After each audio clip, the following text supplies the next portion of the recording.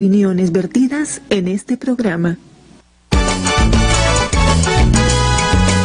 De lunes a viernes de 7 a 9 de la mañana por RBC 104.7 y rbconline.pe al mundo entero, No hay derecho, con Glatzer Tuesta.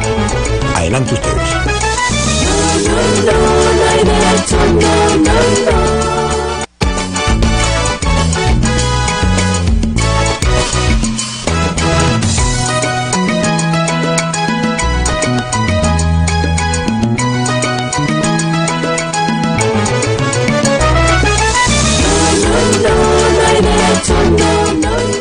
¿Qué tal, amigos y amigas? Muy buenos días a todos y todas ustedes. Muchas gracias como siempre por acompañarnos. Son las 7:04 de la mañana. Vamos a dar inicio al programa de hoy, 18 de diciembre del año 2017. Iniciamos con esto además la semana, una semana que va a ser, y se advierte, va a ser muy intensa. Quiero saludar por supuesto a quienes nos están escuchando ya a esta hora de la mañana a través de la radio, el 104.7 de la FM aquí en RBC. Estamos muy contentos de estar en la radio. Estamos cumpliendo ya nuestro tercer mes justamente hoy día, ¿no es cierto? Hemos venido el 18 de septiembre, iniciamos nuestras transmisiones aquí en la radio. La verdad, han pasado 3 meses ya que se han pasado rapidísimo. Parecería que estamos aquí hace ya bastante tiempo por la comodidad y, digamos, la manera como nos tratan aquí nuestros colegas, a quienes ya saludo, que desde muy temprano están también apoyando la radio. Está Carlos Yancul, mi productor, Emanuel Rojas y Luis Arrece, que están trabajando aquí en la cabina con nosotros para que usted tenga una muy buena señal, el programa salga como corresponde, porque nosotros tenemos un solo objetivo: que usted tenga una alternativa, porque aquí sí queremos tratarlo, por cierto, con respeto. Saludo a quienes nos están escuchando también en las regiones. Esto es posible gracias a la Red Nacional de IDL Radio, que a través de algunas emisoras nos permite llegar a otros sectores. Muchas gracias a quienes también toman la señal y luego la transmiten en diferido, para que puedan en otros horarios hacernos llegar a sus oyentes, hacer llegar este programa a sus oyentes. Gracias también a aquellos canales de televisión que cogen la imagen y que lo transmiten a través de sus frecuencias, y gracias a que nos siguen a través de internet. Aquí hay varias alternativas. Puede ir ahí de la radio, puede ir a RBC Online y puede buscarnos también en las redes sociales, en el Facebook, donde estamos transmitiendo en vivo y en directo. Para nosotros realmente es un placer que a través de todas estas vías ustedes encuentren la que se acomode más a su vida diaria y nos puedan seguir de la manera tan amable, tan generosa, tan inteligente y con tantas ganas, no solo de escuchar, sino de participar. Y en eso las redes sociales son fundamentales, porque ahí también usted nos puede escribir todas las mañanas. En el Facebook es fundamental su punto de vista, que aquí tomamos con mucho interés. También para quienes no tienen la posibilidad de entrar al Facebook o seguirnos a través de las redes sociales, tenemos un número WhatsApp que está habilitado para ustedes mientras dure el programa. Es el 9975748815, 9975748815. Ahí nos puede escribir y, como todas las mañanas, vamos a tomar en cuenta y, por cierto, tratar de responder también sus inquietudes y recoger sus sugerencias. Ayer hicimos una pregunta para que usted pudiera darnos su opinión a través de las redes sociales.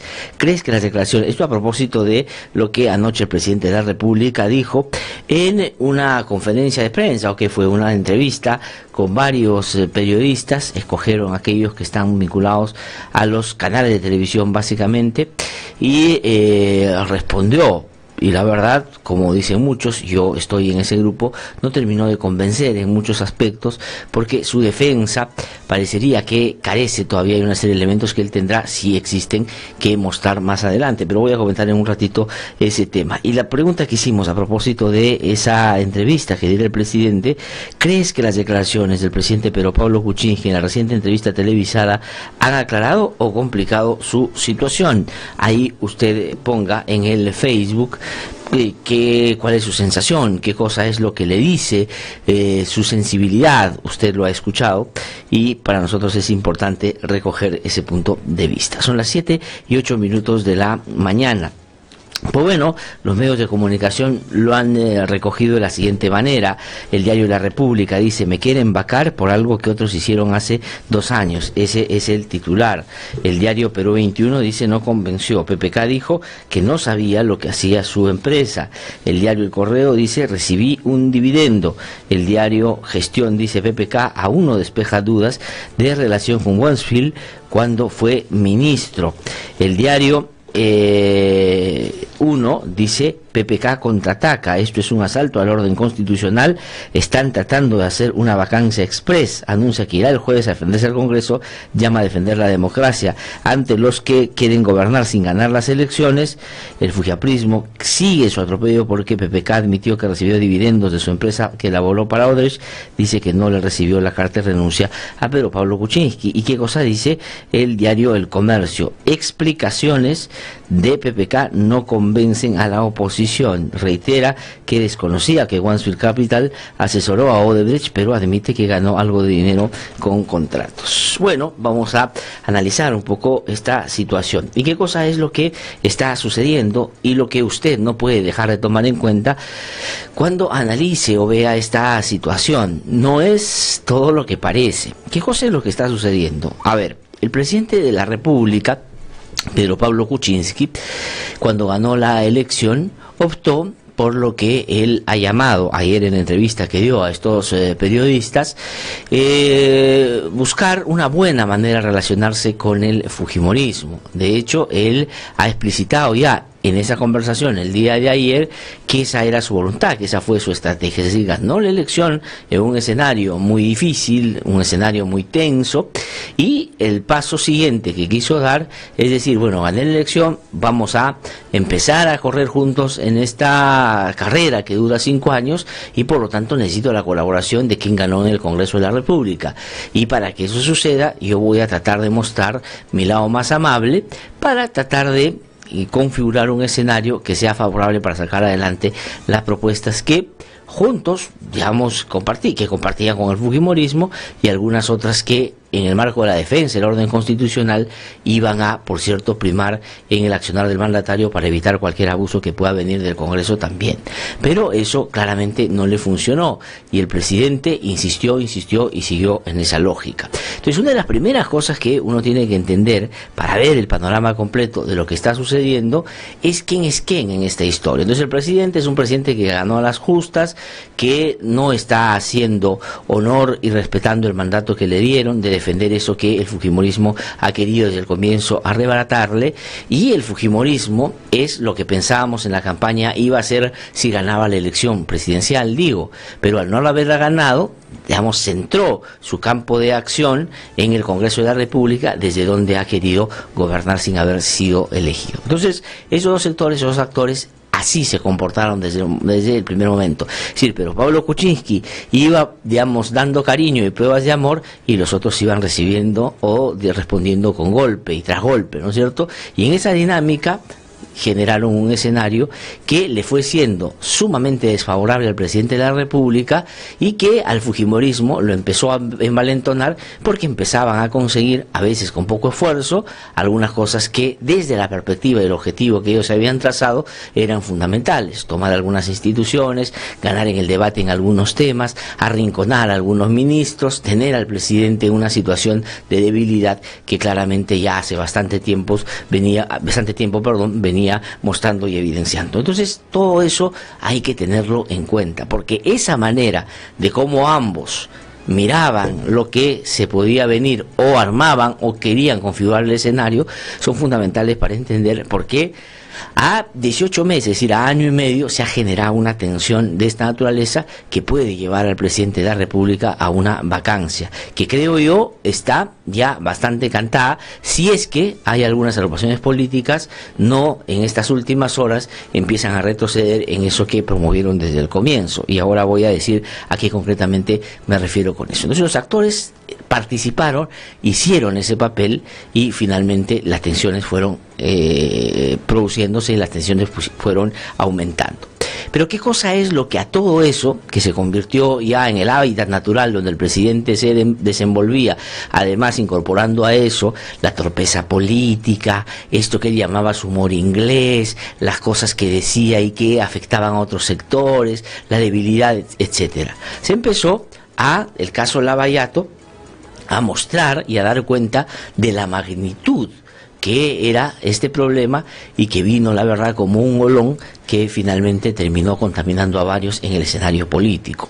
¿Y qué cosa es lo que ha sucedido? Hay algunos que claramente han sido descubiertos en sus fechorías, pero que además de haber sido descubiertos y haberse comprobado que estuvieron vinculados a actos de corrupción, tenían en términos políticos una defensa menor que algunos otros que no la están pasando tan mal en este tema, o no la estaban pasando tan mal en este tema.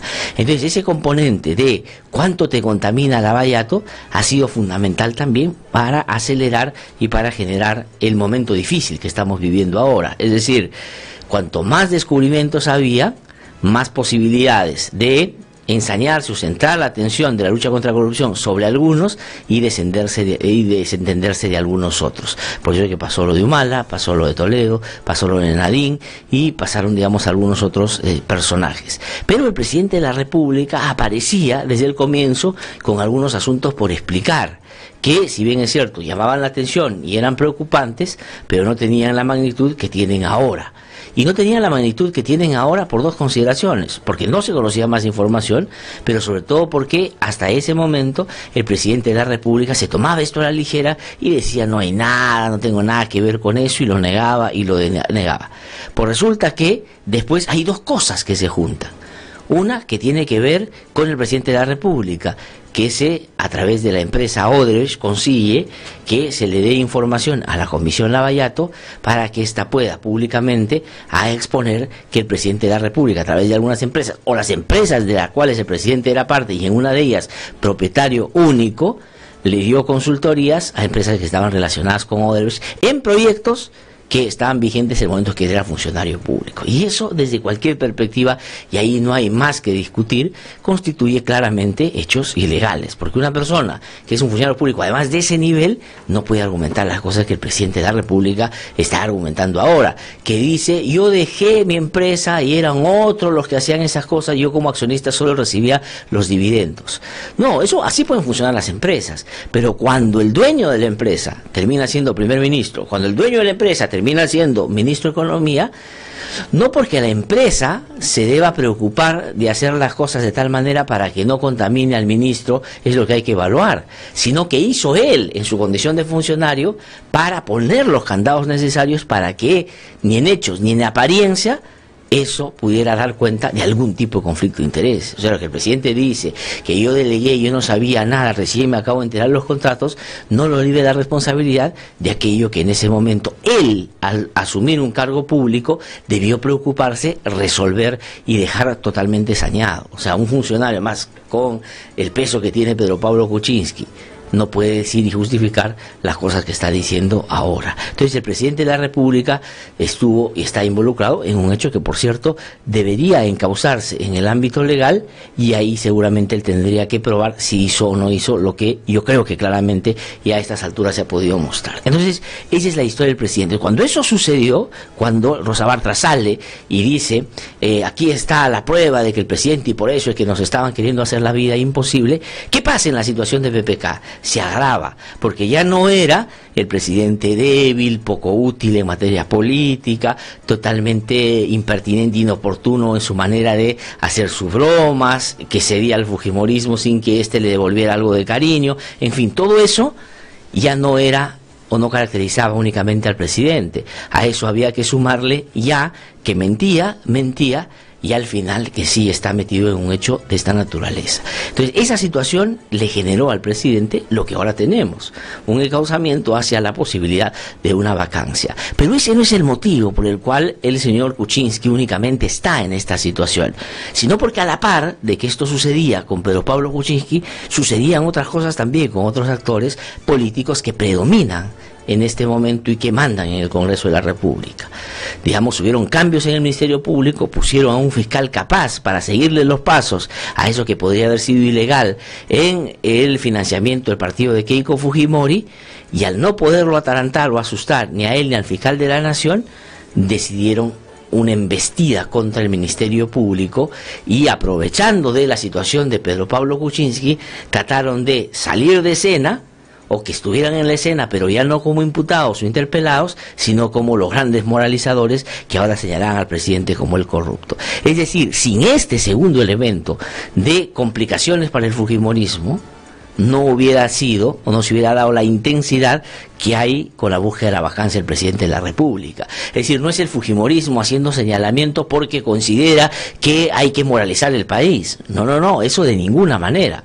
Lo que hay es información de un presidente que lamentablemente hasta ahora no sabe salir del laberinto en el que está metido, pero sobre todo que los fujimoristas sienten que ahora sí las cosas se están haciendo en serio y que le están pisando la basta del pantalón sobre el tema de Odebrecht y la plata que le entregaron supuestamente a esta agrupación política por vías que el Ministerio Público ya está investigando o siguiendo.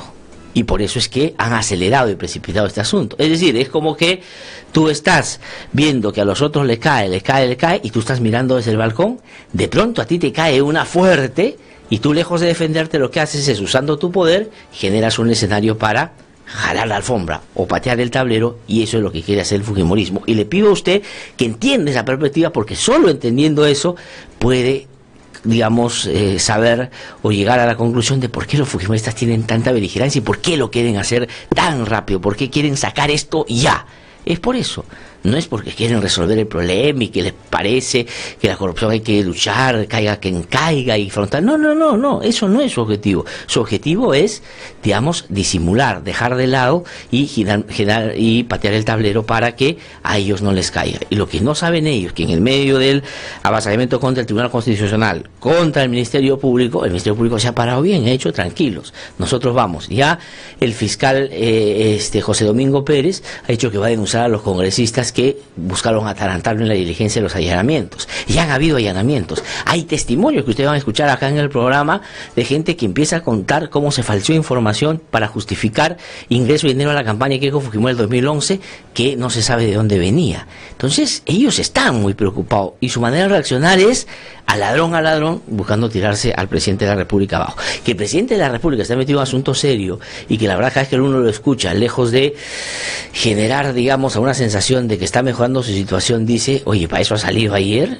Porque uno sale a la televisión, una entrevista como esa, digamos, solo si tiene la posibilidad de ganar algo, pero si no es exponerse frente a millones de peruanos que lo están siguiendo y tener más bien y dejar más bien una sensación que no es la adecuada.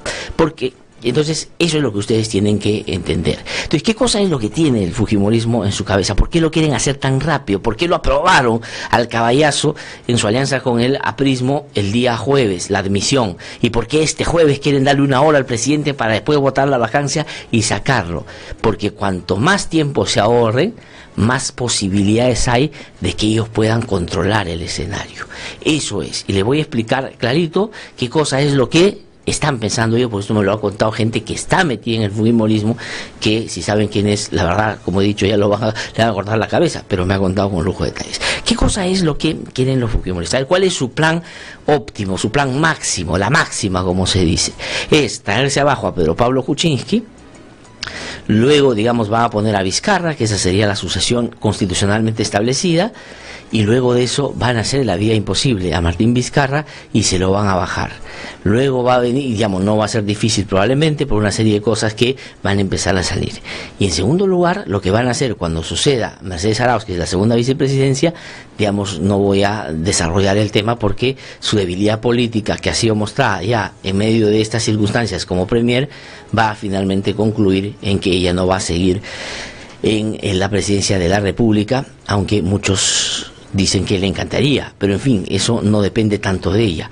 Pero ¿qué cosa va a pasar después? Y esa es la máxima de Fuerza Popular, que el señor Galarreta, ¿no es cierto?, o sea, el fujimorismo puro y duro, se ponga a la banda presidencial y hagan lo que nunca han podido hacer en una elección, es decir, gobernar sin haber ganado una elección. Han perdido dos, y como ya no quieren perder se la van a poner de facto por estas consideraciones. Y por eso es que creo que el presidente, cuando incorpora ayer en su declaración o en la entrevista que le hacen estos periodistas, habla de que hay están tratando de hacer una vacancia express y lo que quieren es gobernar sin haber ganado la elección. Y habla efectivamente todo lo que le han hecho a los fujimoristas con consentimiento, con algarabía y con recomendación y sugerencia de muchos que alrededor del presidente Kuczynski le decían: sí, sigue ese paso, ofrécete, dale más, que ellos se van a en algún momento sentir ya satisfechos y te van a dejar de fastidiar. Entonces ya el presidente habla de que hay un avasallamiento para vacarlo por un ánimo o una avidez por el poder. Pero entonces regresemos al escenario óptimo del fujimorismo. Ellos gobiernan. Yo lo que siempre he dicho es que los fujimoristas no van a remar hasta la orilla para que llamen a otro que diga tierra, ¿no es cierto? Lo van a hacer hasta el final. Pero ¿qué cosa es? Ellos quieren una reivindicación simbólica, ellos quieren decir que son poderosos y que la banda les queda como encantadora. No, lo que quieren es llegar al poder para hacer tres cosas fundamentalmente. La primera, acondicionar absolutamente todo para que esta vez Keiko Fujimori no pierda la elección. Como ellos no ganan, y lo decía Alberto Alacén muy bien el otro día, como no ganan una elección en un escenario normal, ¿no es cierto?, democrático, habitual, en un contexto electoral, lo que quieren es acondicionar absolutamente todo para que Keiko no vuelva a perder. ¿Qué significa eso? Sacar la ley para que otros partidos no entren, tomar el poder, el Jurado Nacional de Elecciones como si hiciera falta, porque ahí hay fujimoristas confesos que seguramente le van a hacer el juego, van a entrar a un escenario con las Fuerzas Armadas y la policía muy populista, porque ellos dicen que no ganaron la elección porque les impidieron votar a los militares, van a seguir una lógica populista muy fuerte, inyectando mucha plata a las regiones para que sus candidatos a gobernadores y alcaldes ganen el 2018 y con eso tengan una base nacional y regional para que todo eso pueda estar a la medida de Keiko Fujimori. Y la otra cosa que quisieran interpretar es que cuando ellos en el poder, cosa que hay que evitar que pase, van a interpretar que en la convocatoria a elecciones no tiene que ver con el Congreso, sino solo con presidente de la República, para ellos mantener su número en el Congreso y meter a Keiko Fujimori para que gobierne. Como la señora no tiene la capacidad de ganar en una elección, entonces le van a habilitar todo para que pueda llegar de esta manera. Y eso es lo que van a hacer, y hay varias otras cosas que en ese sentido, por supuesto, están pensando desarrollar si llegan al poder, cosa que hay que evitar, por supuesto. Pero el otro elemento que es fundamental es que desde el poder ya constituido de esa manera, van a tratar de, ahí sí, liquidar o pulverizar o buscar liquidar y pulverizar el Ministerio Público para que no siga las investigaciones o las dosifique de acuerdo al poder que ellos tienen, sin meterse, por supuesto, entre otros, con los mandamases de esta organización política. Eso es lo que quieren hacer, ese es su plan máximo. Y el plan, digamos, mínimo es que meterse a poner a los vicepresidentes como una especie de pantalla y controlarlos. Y ahí entra a tallar el APRA, que hasta donde me han contado ya tiene cercanías, digamos, que se empiezan cada vez a explicitar más con algunos sectores del APRA o algún sector del APRA, entre ellos en particular Jorge del Castillo, que les han dicho: no te preocupes, nosotros te ayudamos a gobernar. Y eso podría ser el plan B para gobernar a partir de una de las vicepresidentas en este caso. Eso es lo que está en juego. Entonces, lo que hay que tener claro en circunstancias de esta naturaleza es que, si bien es cierto, Pedro Pablo Kuczynski es lo que ustedes han visto, es lo que todos nos imaginamos es. Quizás Hildebrand hace un excelente editorial en su último número de Hildebrand sus 13, donde le dice: adiós, presidente, usted no estuvo a la talla, no dio la talla y está metido en un serio problema. Y probablemente eso va a suceder. Pero eso no significa que ni Alan ni Keiko se convierten en santos y hay que aprovechar que venga el Papa para que los canonicen, ni mucho menos significa que el fujimorismo gobierne durante todo este tiempo. Eso es lo que creo yo claramente hay que buscar evitar. ¿Y por qué? Porque se me ocurre, porque soy un odiador, como dicen, de los fujimoristas y que no puedo curarme la herida del fujimorismo. No, porque es la verdad, porque así piensan, porque esos son, porque esos quieren.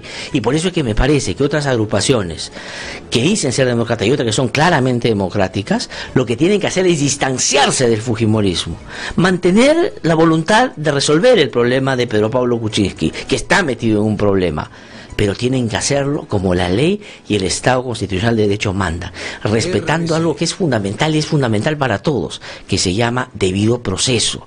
El presidente tiene que ir, tiene que defenderse, tiene que actuar una serie de cosas para determinar si es que está incapacitado moralmente. Es verdad que este no es un juicio penal, que este no es un juicio inclusive constitucional, porque hay otra vía que son las acciones constitucionales, pero inclusive en un juicio político hay que mantener algunas reglas. No se puede porque se le ocurre a una mayoría en el Congreso sacar a un presidente, entonces todos van de las narices detrás de el fujimorismo que quiere marcar el ritmo. No pueden otras agrupaciones políticas democráticas bailar al ritmo, no digo el chino, de la China en este momento, para tratar de hacer en los tiempos que ellos quieren, para los fines que ellos quieren, que no son, estoy convencido, los fines de las otras agrupaciones políticas, pues hacer lo que el fujimorismo quiere. Y lo que tienen que hacer, desde mi modesto punto de vista, es diferenciarse. Y la manera de diferenciarse en este momento es el jueves ir y decir que no van a votar con el fujimorismo por la vacancia si es que no se hace un debido proceso y no se le da la oportunidad al presidente, por más impopular que sea, por más que no nos guste, por más que creamos que está metido en todos estos temas, pero el debido proceso es fundamental y el fujimorismo no quiere respetarlo por una sencilla razón, porque en esencia a ellos les importa un pepino las instituciones y les importa un pepino respetar los procedimientos constitucionales, porque lo que quieren es tomar el poder, eso es lo que quieren. Y si ustedes tienen alguna duda, yo les voy a invitar a escuchar esto, y me estoy pasando, Carlitos, ya los minutos, pero digamos, fin de semana no he hablado, pues he estado calladito, no he podido hablar con nadie, entonces tengo que venir a hablar aquí. Quiero que escuchen. Esto pasó en la época de los 90, cuando muchos de los fujimoristas, inclusive algunos hoy vigentes, hoy en el Congreso, iban a la salita del servicio de inteligencia, donde Vladimiro Montesinos los sentaba toditos, así como escolares, ¿no?, alrededor de una mesa, y ellos diligentes iban con su libretita de notas y daban ideas, y uno quería ser más aplicado y la otra daba algunas recomendaciones y se reían y se hacían bromas, etcétera, etcétera. ¿Y qué cosa hacía Vladimiro Montesinos? Diseñaba con el fujimorismo las estrategias de cómo cooptar el poder. Por eso es que digo, si esto llega a mano del fujimorismo, olvídense, lo que van a tratar es de acondicionar todo para que ellos no vuelvan a perder, porque no pueden ganar en otro escenario. Entonces, ¿qué cosa es lo que va a suceder? Va a suceder esto, a inspiración de Montesinos, vamos a repetir la historia. Escuchen cómo Montesinos hablaba de que hay que actuar de manera preventiva, hay que actuar de una manera previsoria, hay que actuar de una manera de alentarse a los hechos para que si les pasa algo ellos tengan que defenderse.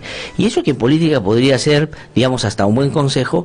Miren cómo lo interpretaba Vladimiro Montesinos con el fujimorismo en los 90, que es exactamente lo que hoy quisieran hacer si llegan al poder. Vamos, les pido mucha atención porque, digamos, el audio tiene un poquito de dificultad, pero si ustedes, digamos, están siguiéndonos por internet, o están manejando, los que están manejando se cuadran un ratito porque van a escuchar y van a decir, ¿qué cosa eso Montesinos en los 90 parecería ahora?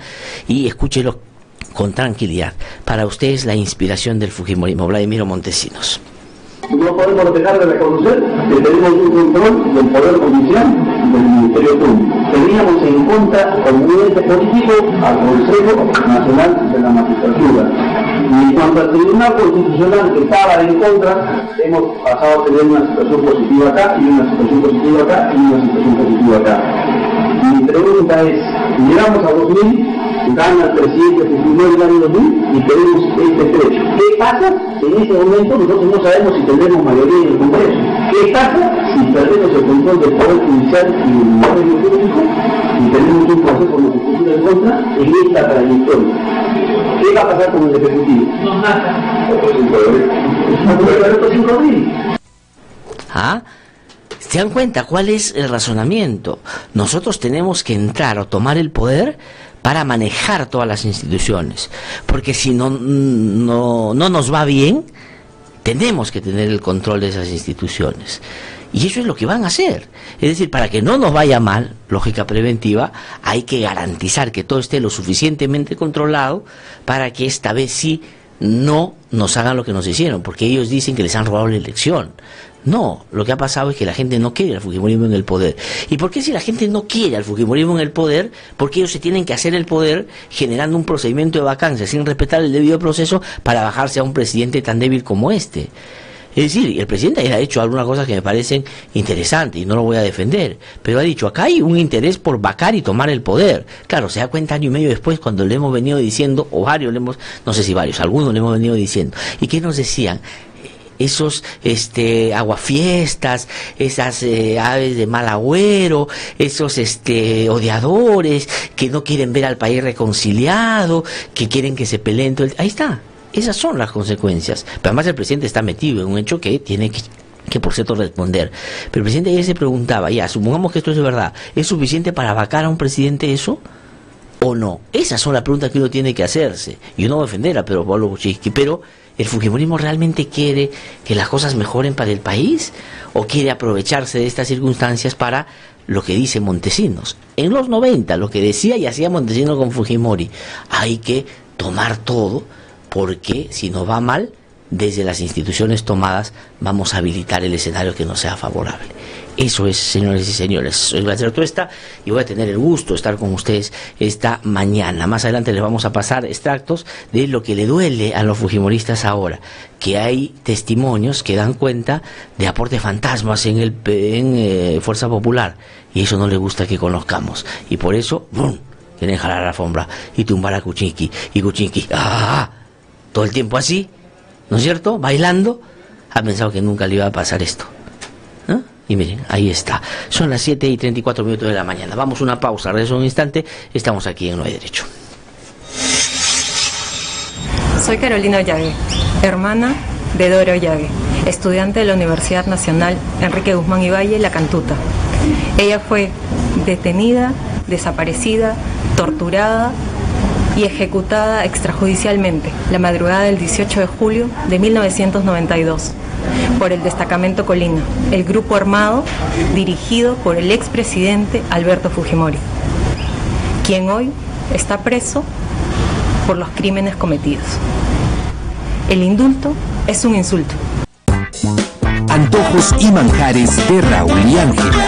Servicio a domicilio de comida gourmet, parrilladas, caja china, carnes al cilindro y postres para todo tipo de eventos, despedidas, bodas, promociones. También ofrecemos servicio delivery. Comunícate con nosotros al 278-5404 o al 997-233-244. Antojos y manjares de Raúl y Ángela. Que no te cuenten cuentos, el Diario 1 te cuenta la verdad. Compra el Diario 1, el diario oficial de la realidad peruana. RBC 104.7, la otra forma de vivir. Son las 7:36 ya de la mañana. Estamos de vuelta aquí en No Hay Derecho. Estamos tratando de compartir con ustedes un análisis que sea lo más profundo y digamos complejo, porque la situación es muy difícil y compleja también. No hay que dejarse llevar solo por lo que algunos quisieran. Digamos, si la vocación del fujimorismo fuera la institucionalidad y fuera la lucha contra la corrupción, para comenzar no tendrían a la gente que tienen dentro de su propia bancada, o se hubieran preocupado de esto con gente que de su propia agrupación tiene mucho que rendir ante la justicia. Aquí, si bien es cierto, hay un problema serio en el presidente está metido, y creo que cada vez él saliendo a los medios de comunicación complica su situación, pero no se puede uno sumar, ¿no es cierto?, irreflexivamente a una lógica que claramente hace bastante tiempo ya el fujimorismo venía sacando adelante, que era una lógica, por cierto, golpista. ¿Qué cosa ha pasado con el presidente? No se sabe, lo más probable es que lo vaquen, pero usted tiene que saber qué cosa es lo que en realidad eso podría significar y está en juego. Estamos en comunicación telefónica con Álvaro Vargas Llosa, escritor, periodista. Conversamos con él hace algunas semanas, recogiendo sus opiniones sobre lo que en ese momento aparecía en la escena. Hoy hay un elemento que no es menor, que es central, y tiene que ver con la clara posibilidad de que el presidente el próximo jueves sea vacado. Le van a dar, dice, una hora para que se defienda. A eso el fujimorismo le llama debido proceso, y después le van a cortar la cabeza. ¿Qué significa eso? asunto, por qué hemos llegado a esa situación, qué puede pasar después, van a ser algunas de las preguntas que se las voy a trasladar. Álvaro, ¿cómo estás? Es un gusto saludarte, muy buenos días. Hola, ¿cómo estás? Gracias, encantado de estar contigo, aunque no sé si encantado es la palabra realmente en este momento. Sí, pues la verdad es un asunto muy complicado. Ayer el presidente de la República dio una entrevista a algunos periodistas, sobre todo de televisión, y la verdad, entre otras cosas, creo, bueno, ha tratado de defenderse en el ámbito concreto de lo que me parece, si es un conflicto de intereses, pero ya ha incorporado otros elementos políticos donde él dice que esto, más que por la voluntad de resolver un problema, tiene que ver con un avasallamiento y una vacancia express que ha dicho quiere hacer el fujimorismo, que no reconoce que ha perdido la elección. Pero digamos, al margen de lo de ayer, en general, ¿cómo aprecias tú lo que está sucediendo? ¿Por qué hemos llegado a una situación con estas características?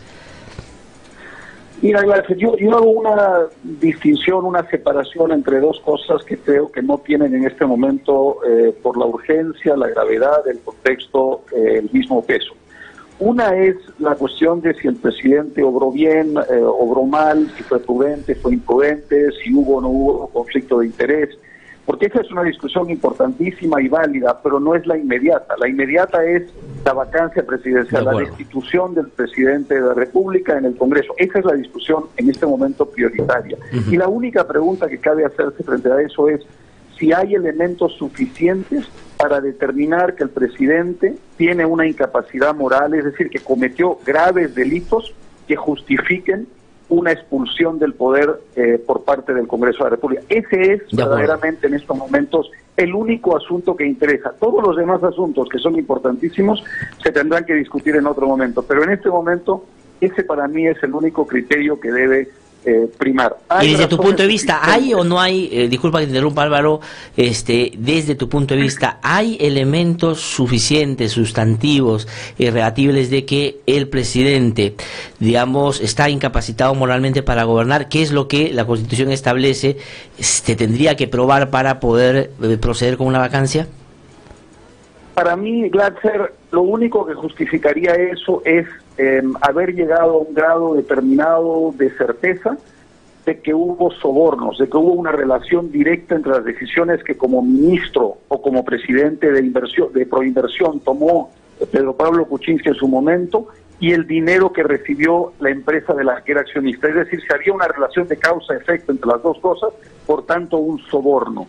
Si no hubo un soborno y lo que hubo fue un conflicto de interés, imprudencia, negligencia, torpeza, cualquier otra figura de tipo ético, no se justifica una vacancia en estas condiciones, sin otorgarle un derecho de defensa pleno, sin tener los elementos de juicio que solamente una investigación profunda de la Fiscalía podría suministrarle al país, etcétera, etcétera. En estos momentos, ¿podemos concluir que esos fueron sobornos? Yo creo que no. Creo que sería una monstruosa injusticia precipitarnos y determinar que esos pagos fueron sobornos y que tuvieron una relación directísima con las decisiones políticas que él tomó ejerciendo cargos públicos. No, lo que sí podemos evidentemente concluir es que hubo una monumental torpeza y quizá un conflicto de interés que en muchos países es una figura más administrativa que penal, aunque eso es algo que tendrán que determinar evidentemente las autoridades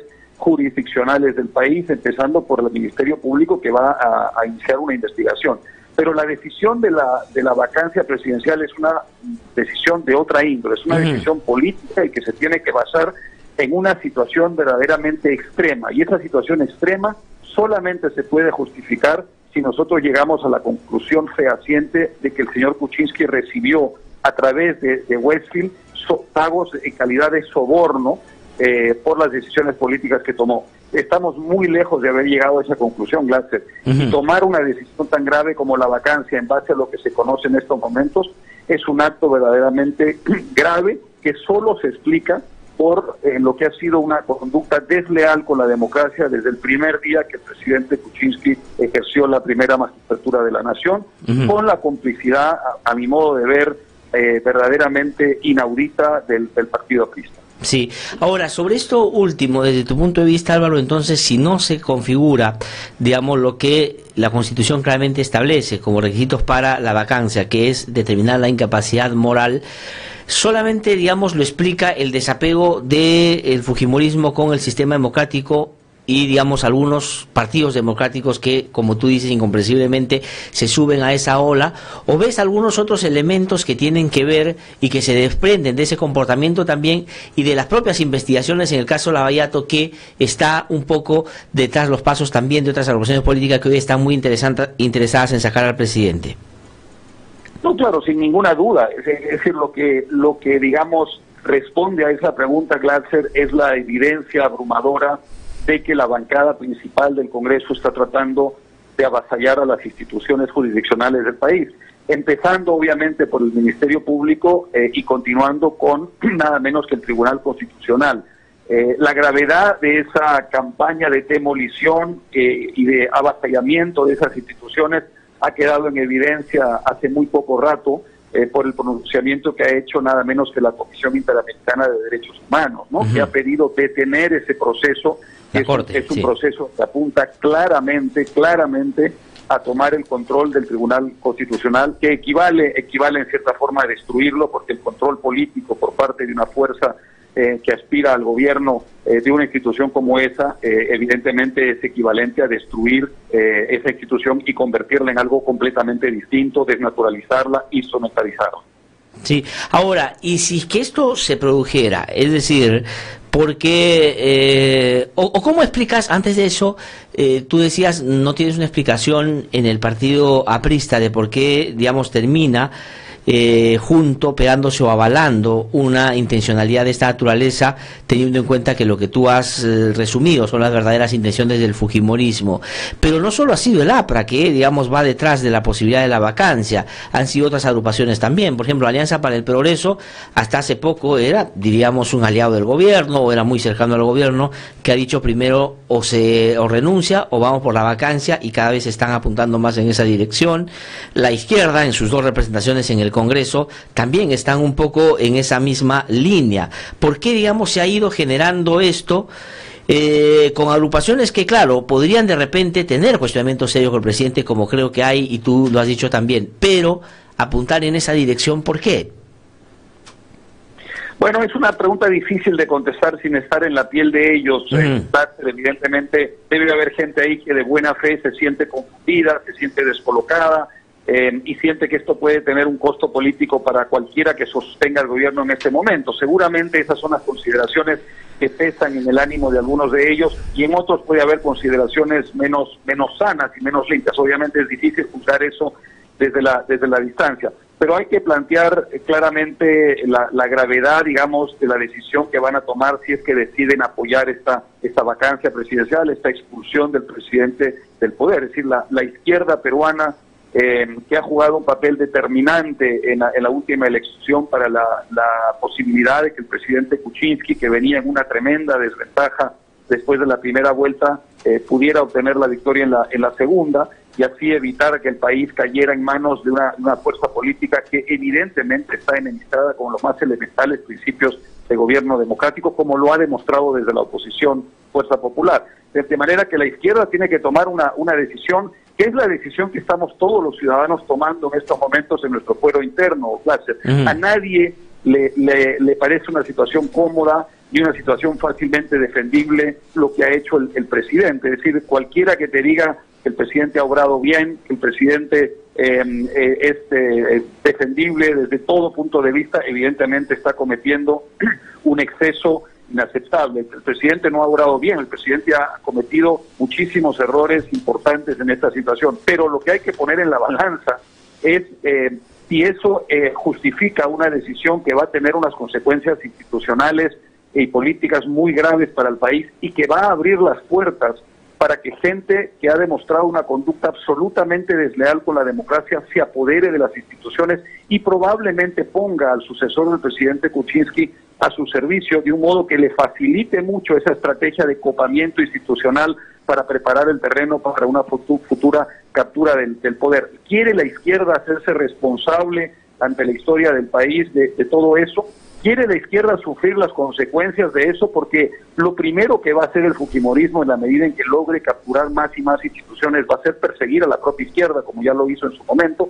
Yo creo que tienen que reflexionar muy seriamente, Glatzer. Yo entiendo muy bien el costo para la izquierda de apoyar al presidente Kuczynski en estas circunstancias. Es el costo que tiene para cualquier otro ciudadano, pero hay que poner en la balanza en estos momentos lo que supondría volverse cómplices de una operación que tiene un tufillo golpista inequívoco y que no se justifica en estos momentos por la información de que disponemos. Una información, repito, que arroja una sombra muy oscura, desde luego, sobre el comportamiento, la conducta del presidente, pero que no es suficiente, que no basta en este momento para llegar a la conclusión de que hubo un pago que puede equivaler a un soborno y que sería, a mi modo de verlo, lo único que justificaría una vacancia presidencial en este momento. Ahora, Álvaro, yo hasta donde he podido conocer, y el fin de semana he estado conversando con varias personas vinculadas a agrupaciones políticas, entiendo que por lo menos una agrupación, el Frente Amplio, que es el que primero que pidió la vacancia,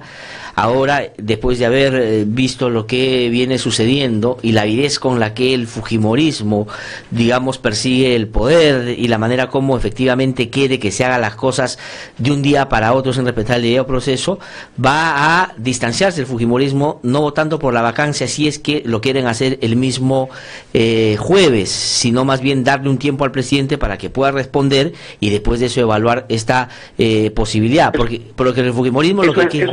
Sí. Eso es muy importante, Glatzer, sí, porque además estás tocando en el fondo un asunto que es primordial a mi modo de ver, que es el del debido proceso. No olvidemos que, primero, ¿cuál fue el modus operandi de quienes quieren tumbar al presidente? Fue básicamente el lanzamiento de un chantaje: o usted renuncia o lo vacamos. Sí. Es decir, emitieron juicio antes de siquiera escucharlo, enunciaron abiertamente, transparentemente ante el país cuáles eran sus verdaderas intenciones y además anunciaron un voto que se supone que tiene que ser la consecuencia de un debate y de una búsqueda de información antes de obtener la información por parte del propio presidente y de otras fuentes. De manera que esa conducta evidentemente viola, no sé si en la letra, pero sin ninguna duda en el espíritu, el principio del debido proceso. Votar el jueves después de escuchar al presidente durante una hora sin tener toda la información evidentemente es una cosa que va en contra de cualquier noción de debido proceso, dado el hecho de que justamente como no ha habido una investigación por parte de la Fiscalía directamente relacionada con la conducta de la empresa del presidente, no podemos acceder al nivel de información que necesitamos para poder formarnos un juicio definitivo.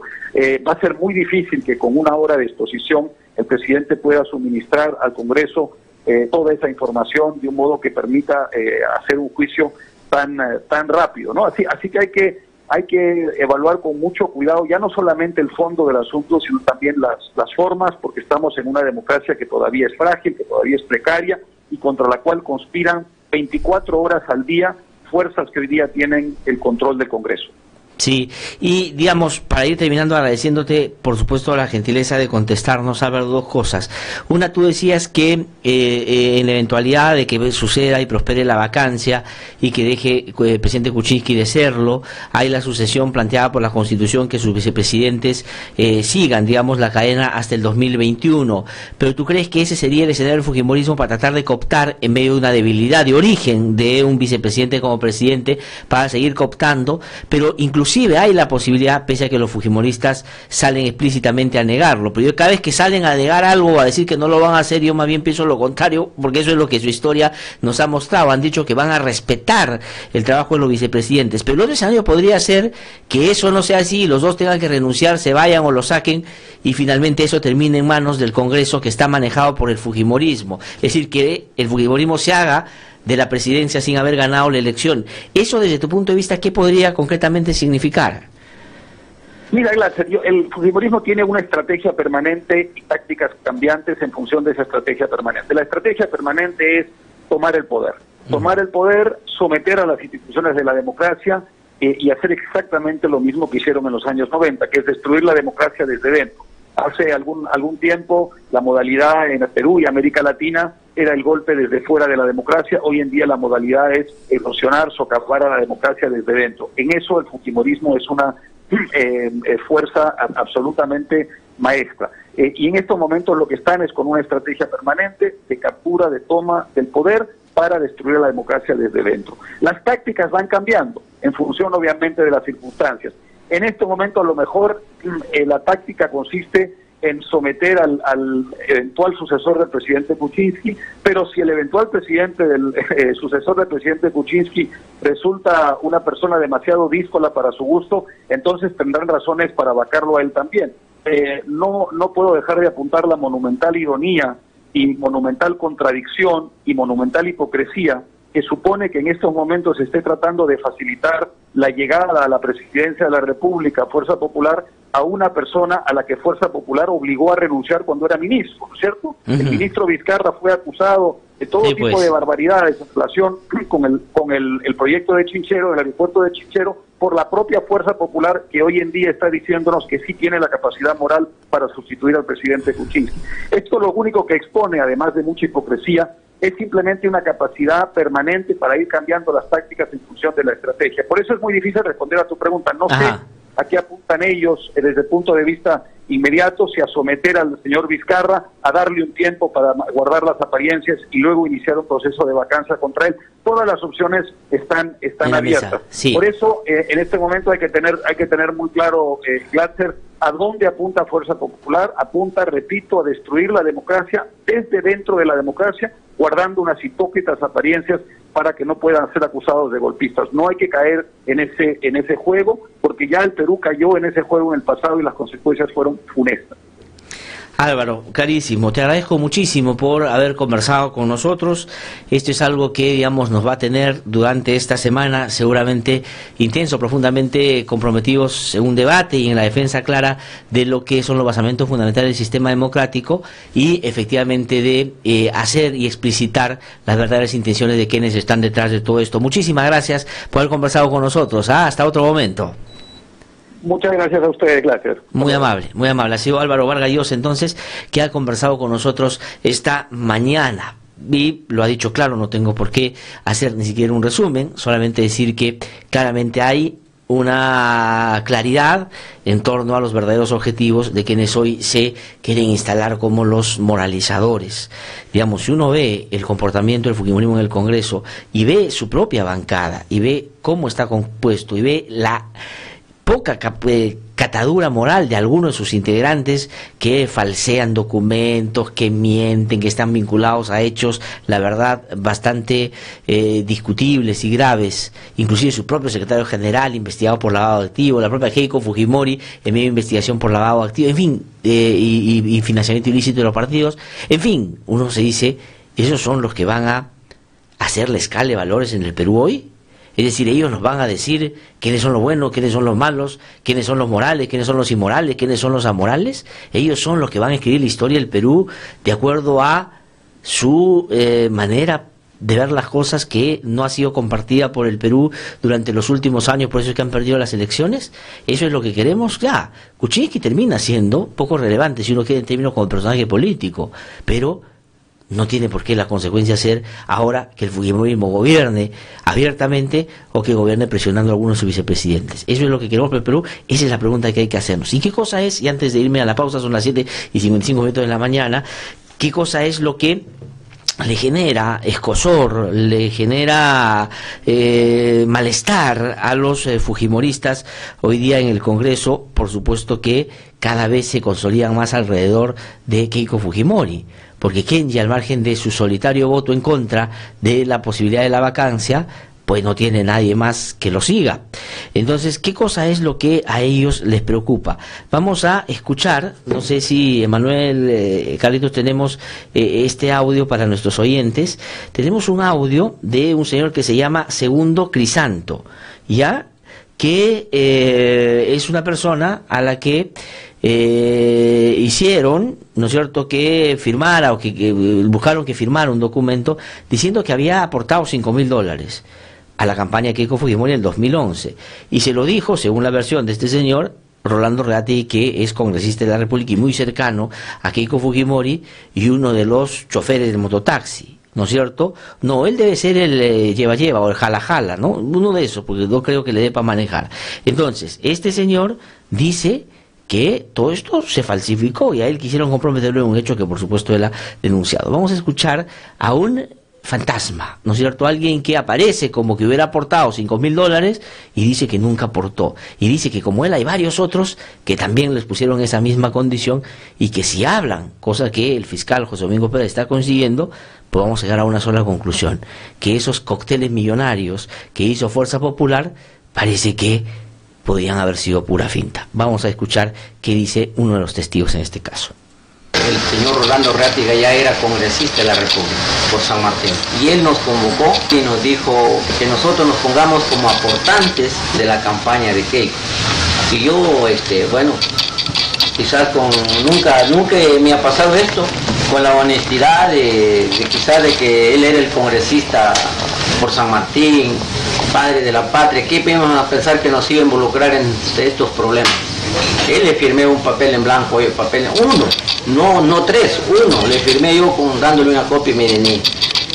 Y yo le dije, no hay problema más adelante, no, me dijo, es solamente para sustentar los gastos que nos hemos sobregirado y queremos sustentarlos ante la OMPE, me dijo.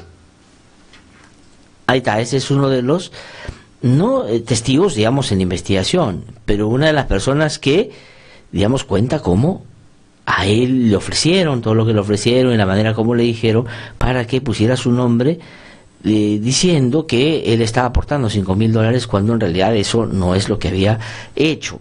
Entonces eso hay que tener en cuenta, como se está descubriendo esto y como cada vez están más cerca de descubrir que eso puede haber sido lavado de activos o puede haber sido financiamiento ilícito o ilegal para Fuerza Popular, caso muy parecido al por qué Ollantumala y Nadine Heredia están presos. Entonces, ¿cómo se defienden? ¿No es cierto? Asustando al fiscal de la Nación, asustando al Tribunal Constitucional, tomando el Consejo Nacional de la Magistratura, buscando bajar al presidente. Y las otras agrupaciones políticas democráticas en el Congreso van a ir de las narices detrás del fujimorismo para que con eso consigan su objetivo. No creo, hasta donde yo sé. Hay algunas agrupaciones que van a no votar con el fujimorismo el jueves si es que el fujimorismo insiste en que ese día se resuelva y van a dar un debido proceso al presidente, que es lo que corresponde, ¿no es cierto? Pero si eso fuera poco, vamos a escuchar otra parte del testimonio del señor Segundo Crisanto. Son testimonios, me hace notar mi productor, que son del diario La República, ¿no? Del diario, los colegas del diario de La República nos han proporcionado estos audios. Vamos a escuchar ahora un incidente que cuenta este señor sobre cómo lo han tratado de callar también. Vamos a escuchar. Señor Crisanto, usted manifestó que entró una llamada cuando estaba siendo interrogado. ¿Quién le llamó en ese momento? El señor Norberto Remarachí me llamó. Él me llamó y me dijo que había 6.000 soles para mí y que eran netamente para mí y que lo recoge. Le digo, ¿dónde estás? ¿Dónde estás tú? Me dijo, estoy en Moyobamba, me dijo, yo estaba en Lima. Y me dijo, ven, le digo, si hay 6.000 soles, ponlos en mi cuenta, le he dicho yo. Y me dijo, deja consultar. Y me llamó, sería pues a 2 o 3 minutos, me llamó y me dijo que no, que lo tenía él en su mano, pero que venga a recibirlo yo. ¿Esa conversación fue grabada por el fiscal? Fue grabada. Ahí está. Entonces, como fue grabada y muestra la manera como han tratado de cooptarlo, de coimearlo, de comprarlo, y eso lo tiene el fiscal José Domingo Pérez, entonces los futbolistas están asustados. Entonces, ¿cómo se defienden? Porque eso es nítido, es claro, es evidente, y de esos testimonios hay varios otros, y hay varios documentos que no coinciden. Por eso es que allanaron los locales y encontraron cosas que, digamos, son bastante sospechosas. Entonces, como no pueden atarantar al fiscal José Domingo Pérez, van los congresistas y no sabes con quién te has metido, y Becerril dice no ha tenido nuestra autorización para entrar, porque ha entrado, en fin, como no lo asustan, porque ya los ha denunciado, quieren bajarse al fiscal de la Nación. Y como no tienen los votos en el Congreso de la República para bajárselo, van a través de Correveidile o Tomayeva, que es la señora Vilca Toma, al Consejo de la Magistratura para que ahí le corten la cabeza al fiscal de la Nación. Esa es la manera como actúa el fujimorismo. Este es uno de los principales motivos por los cuales están precipitando el escenario. no es otra cosa. Y ahí está para ustedes. Un agradecimiento a nuestros amigos de la República por el excelente trabajo y por colaborar con nosotros. Son las 8:01 de la mañana. Tengo que ir a una pausa breve y cuando regrese vamos a conversar con Gustavo Gorriti, que ayer ha sacado más información sobre cómo se produjo toda esta coima o este pago de sobornos a Alejandro Toledo y ha difundido los audios del interrogatorio de Jorge Barata. Qué capacidad la de Gustavo Gorriti y la verdad qué tal de fuentes, porque tiene lo que inclusive el Ministerio Público a veces no tiene, que son las propias declaraciones de Barata y que han sido difundidas ayer, me parece, en Cuarto Poder, porque IDL Reportero se las ha cedido. Vamos a hablar con él de ese caso, pero también, como siempre, el lúcido análisis y mirada de Gustavo sobre lo que está pasando. Así que no se mueva, esto es No Hay Derecho, regresamos en un instante. Soy Reida Cóndor, madre de Armando Amaro Cóndor. Mi hijo estudiaba en la Universidad La Cantuta y fue secuestrado el 18 de julio de 1992. Fue secuestrado por Grupo Colina, mandato de Fujimori. El indulto es un insulto para nosotros. En los últimos 10 años han matado a 137 defensores de derechos humanos y otros 835 están siendo procesados. En el Perú no existe una ley que garantice su labor. Es responsabilidad del Estado proteger y defender a quienes nos defienden. Únete a la campaña y apoya a los defensores de derechos humanos. Búscanos en Facebook como Yo Defiendo y síguenos para enterarte de sus historias.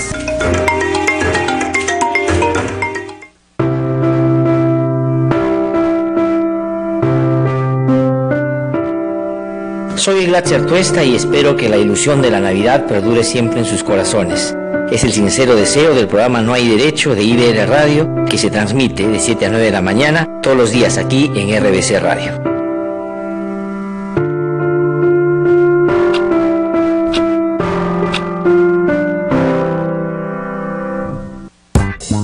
Antojos y manjares de Raúl y Ángela.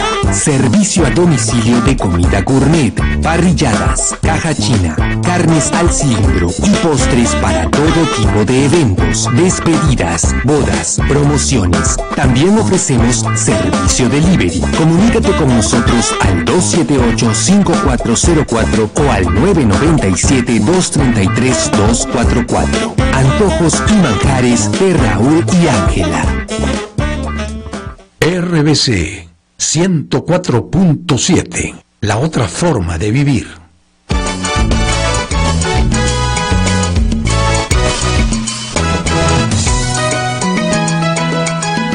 Son las 8:04 de la mañana. Estamos de vuelta aquí en No Hay Derecho. Y como lo anuncié antes de irme a la pausa, está ya vía telefónica comunicado con nosotros Gustavo Gorriti. Ustedes lo conocen, reconocido periodista, director de IDL Reporteros, que, y siempre lo repito, viene hace varios años dando cuenta de manera sistemática, pero también planteando una reflexión en torno a la dimensión y a las consecuencias de este mega caso de corrupción, el caso conocido como Lavallato. Y día a día, semana a semana, nos trae una serie de revelaciones que dan cuenta no solo del profesionalismo del reportero, sino la capacidad que tiene para procesar información, que a veces es abundante, pero sobre todo los contactos y las fuentes que son determinantes y centrales en este proceso. Gustavo, ¿qué tal? ¿Cómo estás? Qué gusto saludarte. Muy buenos días. Buenos días, gracias. Muchísimas gracias por atendernos. Además, debo decir que esta hora para Gustavo es una hora un poco indecente porque a veces sus cierres son bastante a la madrugada y te agradezco mucho por eso, Gustavo. La verdad, quisiera comenzar... Una hora casi obscena. Quisiera comenzar preguntándote por lo que han publicado el día de ayer. Nuestros oyentes están, algunos, digamos, que ya lo conocían, pero hay algunos que están recién empezando a mirarlo. Quería preguntarte, que cuéntanos un poquito, porque han dado cuenta ustedes en la publicación de ayer de lo que Barata le dijo, digamos, a la justicia en Brasil sobre cómo y cuándo se pagaron las coimas a Alejandro Toledo. Pero hay una parte del informe que sacan el día de ayer que da cuenta también de otro aspecto y otro hecho concreto sobre Pedro Pablo Kuczynski. Cuéntanos un poquito brevemente para después entrar y preguntarte por tu análisis sobre lo que está pasando. Bueno, lo primero que hemos sacado, y es la primera ocasión en que eso se da en el Perú, es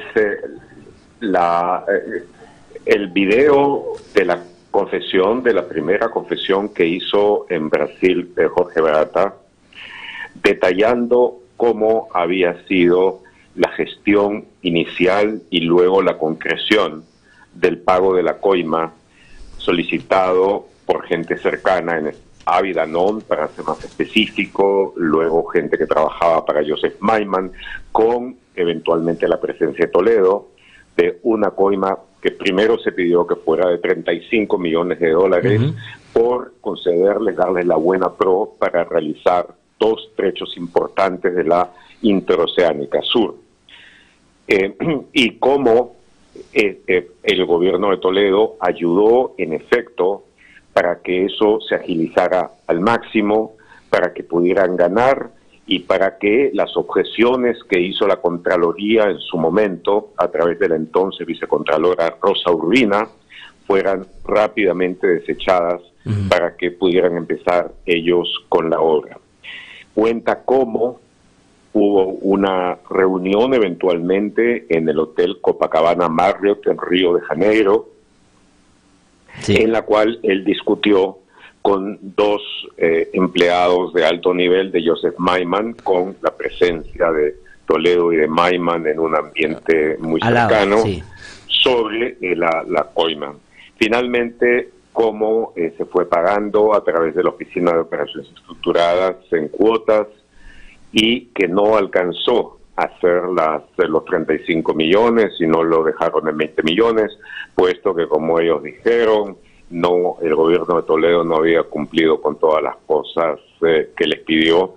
Y además, y eso es otra cosa importante, cómo pagaron una coima que era relativamente alta, equivalía inicialmente casi al 10% del costo de uno de los trechos de la interoceánica, pero de que estos le dijeron que no había problema, que luego de ganar podían... venía el negocio.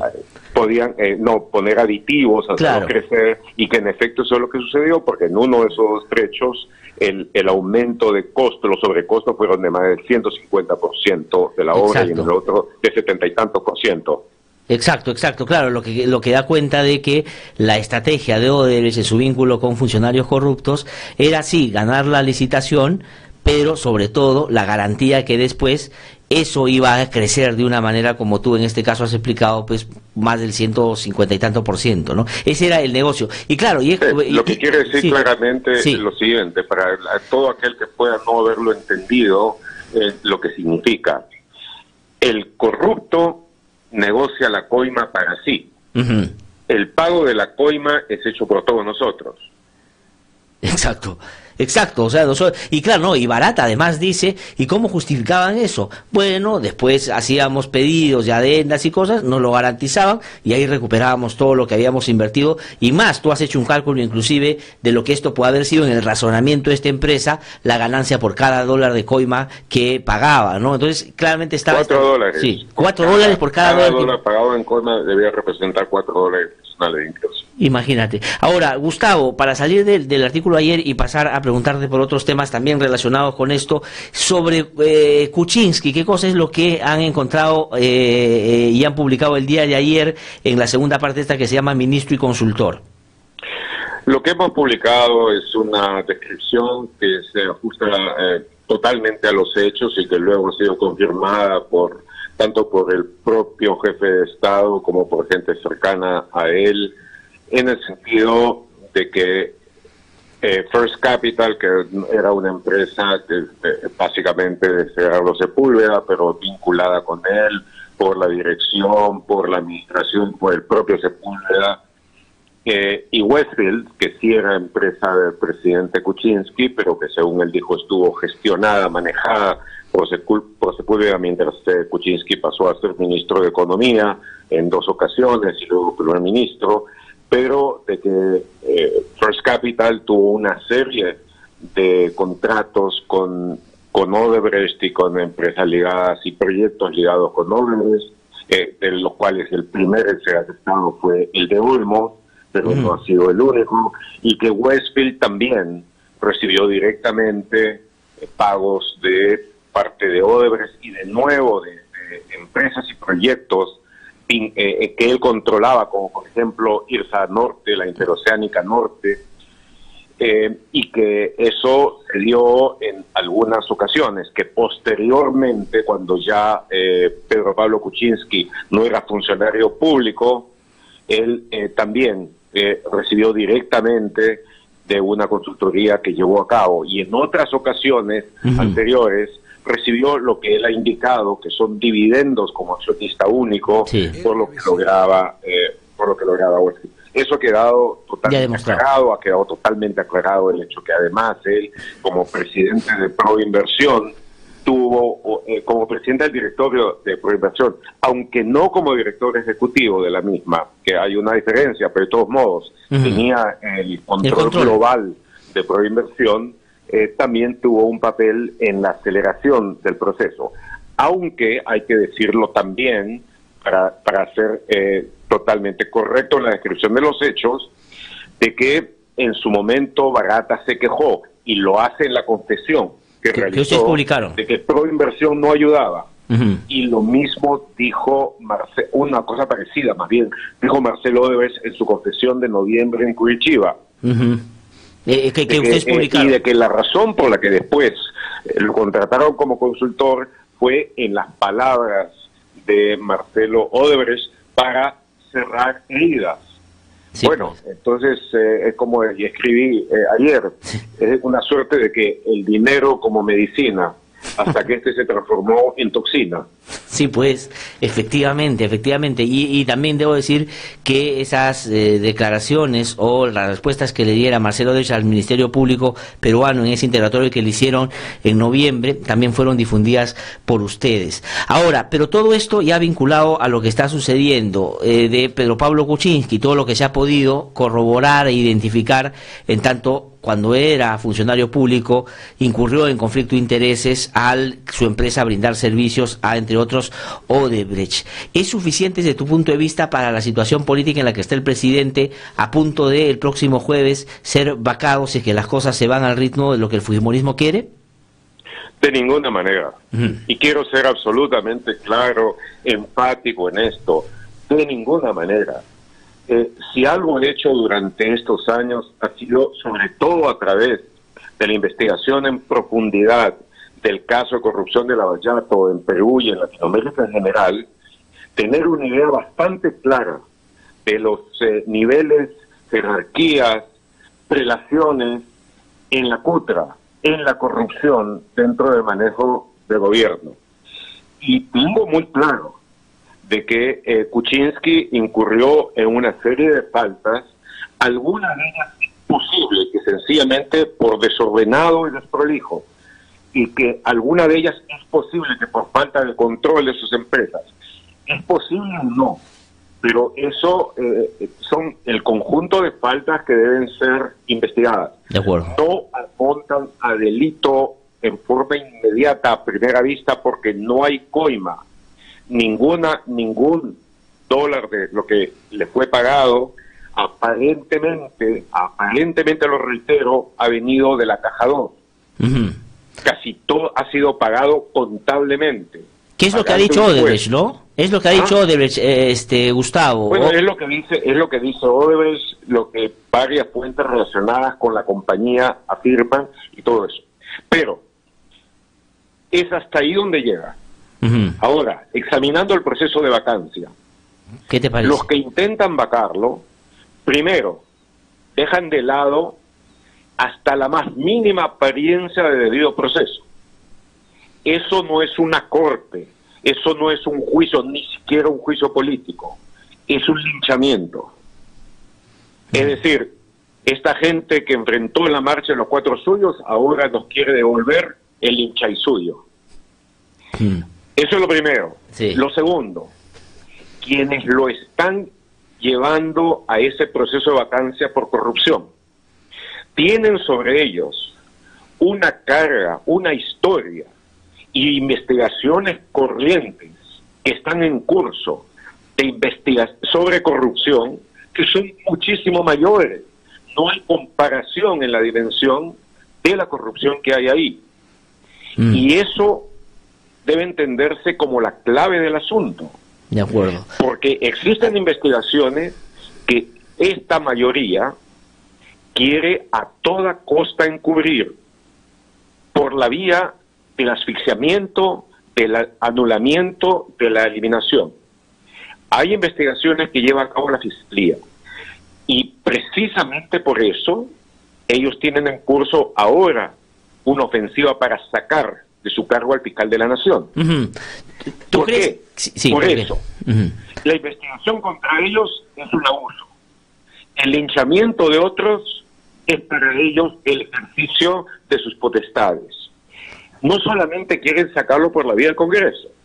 Hay una ofensiva mucho más encalitada, pero quizás más peligrosa, que están llevando a cabo a través del Consejo Nacional de la Magistratura, buscando el control del Consejo, para exactamente hacer lo mismo.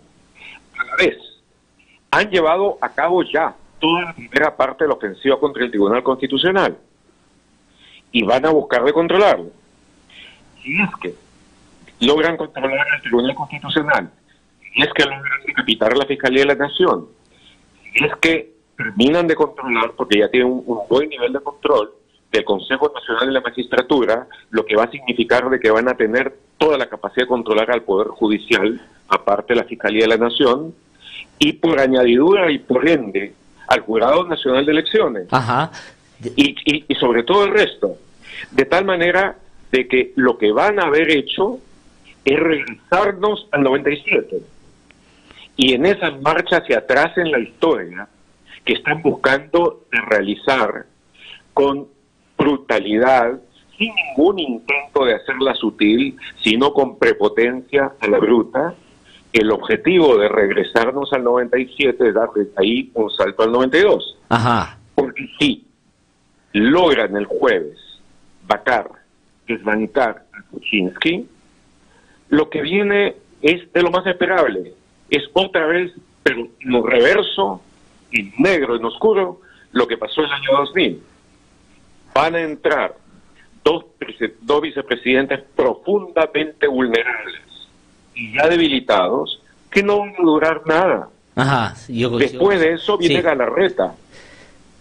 Y después de Galarreta, por supuesto, vienen elecciones que previamente lo van a haber acondicionado con el dominio que ya tienen sobre el resto de los poderes del Estado para retornarnos a un 92 reforzado. Entonces, y las otras fuerzas del Congreso. Eso te quería preguntar, ¿qué piensas sobre los otros? Porque el fujimorismo está claro en su intención, pero solos no llegan con los votos, pero hay otros que los han acompañado bastante entusiastas, además con la lógica de que se vayan todos de una vez. No, ahí el que se vayan todos no. Va a ser que se vaya la democracia y que vuelva la dictadura con la ayuda de gente que ha renunciado por completo a la inteligencia, que ha descerebrado su acción política. La capacidad de error en la que creo que han incurrido algunos es sorprendente casi en comparación con cualquiera de los mayores errores que se han dado en nuestra historia reciente, como por ejemplo la de haber elegido a Fujimori en 1990. Pero ahora, digamos, cuando veo por ejemplo al Frente Amplio lanzarse con un entusiasmo que es francamente cretino para ponerse al lado como ayudantes, como colaboradores del fujimorismo, eso me parece que es increíble y me parece que todas las fuerzas democráticas deben pedirles en forma inmediata cuentas. Si es que ellos van a continuar con eso, van a tener que pagar el precio de pasar a la historia como aliado del fujimorismo y como aliados del golpismo fujimorista en su intento de retorno al poder. Ahora, Gustavo, disculpa que te interrumpa. Consideran al fujimorismo como una fuerza progresista, si consideran al fujimorismo como una fuerza de izquierda, si consideran que ellos tienen la más mínima posibilidad de tener alguna influencia dentro de un gobierno fujimorista. El hecho de que puedan prestar sus votos para eso me parecería, no lo digo ni siquiera como un error, una infamia y una traición histórica. Sí, justo sobre eso, Gustavo, acaban de escribir diciendo que parecería que el Frente Amplio este jueves no va a votar con el fujimorismo si es que no se posterga y no se le da al presidente el tiempo necesario para que éste pueda explicar y, digamos, desarrollar su defensa como corresponde, que va a pedir que se respete, porque el fujimorismo ha tomado la ley, o sea, hay entre el tercer y el 10º día útil es que se podría invitar al presidente. Ellos han ido al tercer día, entonces ellos van a pedir que se tome el máximo, que ya sería en enero, para que el presidente pueda preparar una defensa. Dice, ellos siguen el interés y la intención creyendo de que la vacancia es una vía, pero que no se puede dejar de escuchar al presidente. Me acaban de escribir a propósito de lo que estás diciendo, ¿no? Vamos a ver si lo no pueden así. Estar vinculados con el fujimorismo, de punto. Acuerdo. Y otra cosa también. Sí. Esta investigación debe hacerse a fondo y deben considerarse varias vías, pero automáticamente no es ni mucho menos, ni califica para nada tampoco como una razón de vacancia. Si mentir, si decir cosas que no corresponden a la realidad son cuestiones de vacancia, entonces debemos retroactivamente destituir a todos los presidentes de la República que ha habido básicamente desde que Belaúnde se fue, con la excepción de Valentín Paniagua, a quien no se podría destituir póstumamente. Sí, pues. Sí, es decir, están aplicando un tipo de estándares que no se ha utilizado nunca en la política, que tampoco se utiliza en la política o en los debates que ha habido respecto a problemas, a faltas, a fallas, a probables delitos presidenciales en otras naciones. Uh-huh. Esto puede ser motivo de una investigación mucho más en profundidad que debe desarrollarse y poder eventualmente llegar a una acusación constitucional. Pero vacancia por incapacidad moral permanente en esa naturaleza, como digo, en ese caso debían declarar al Perú una república anárquica, sin gobierno, sí, porque pues podría, en cuestión de un par de horas, dar una lista larguísima de las mentiras en que han incurrido cada uno de los presidentes que ha precedido a Kuczynski. Con esto, y con toda claridad, no quiero en absoluto decir que esto debe ser tolerado. Debe ser investigado a fondo, pero debe ser investigado en su dimensión y no como parte y complicidad del intento del fujimorismo por tomar el poder. Sí, Gustavo, y tú, digamos, de acuerdo a cómo se están moviendo las cosas, ayer el presidente de la República dio una entrevista a algunos periodistas, sobre todo de televisión, y digamos, de aquí al jueves hay la posibilidad de que las cosas se muevan un poco en el Congreso. Pero ¿qué crees o adviertes tú va a pasar? Porque una cosa es, digamos, el llamado que tú haces a que se entienda que ese es la verdadera intención del fujimorismo, pero parecería que muchos han entrado a la demagogia además de ver en el escenario y la oportunidad para ellos quedarse en el juego de las próximas elecciones, y con esta lógica de que se vayan todos, más o menos creen que les conviene a ellos, sin tener certeza obviamente de que eso puede ser así. Pero ¿qué cosa crees que va a pasar? ¿El fujimorismo va a ir de todas maneras, así se quede solo con eso? ¿Cuál es tu opinión? En términos generales, si algo no distingue al fujimorismo es la inteligencia. Se lanzan sobre la base del uso de la masa, el peso, la fuerza bruta que tienen, y logran que sus aliados de oportunidad como el APRA, que tienen buena medida también intereses parecidos a lo del fujimorismo, lo siga a una costa, por supuesto, de incinerar lo que queda de reputación personal de los congresistas que están ahí. Entonces yo creo de que va a tener algunos congresistas del APRA, no todos, alineados con el mototaxi. Ajá. Pero en cuanto a los otros, el grupo de Acuña, APP, yo me imagino de que por lo menos una cantidad muy significativa de los que están ahí no los van a seguir, no van a emporcar, no van a ensuciar en forma perenne su trayectoria con eso. Quien lo va a hacer seguramente es Edwin Donaire, sin duda, sobre quien no tienen ningún control. Pero yo creo que va a ser así. Acción Popular probablemente esté dividido, pero estoy absolutamente seguro que el Escano y el Águila van a votar en contra. Y habrá que ver, pero yo creo que el fujimorismo se va a empeñar casi hasta el final porque se le está jugando mucho. Hay que recordar de que la investigación sobre los aportes ilegales, sobre las irregularidades cometidas en su campaña, entre otras cosas, y la posibilidad de que eso esté vinculado con lavado de activos, está caminando rápido. Y hay que saber además de que dentro de, me imagino que menos de un mes, a lo más un mes, habrá un nuevo interrogatorio a Jorge Barata sobre estas cosas específicas. Y de ese interrogatorio van a emerger una serie de hechos nuevos, una serie de luces que el fujimorismo está histéricamente empeñado en impedir, como probablemente está tratando el APRA también.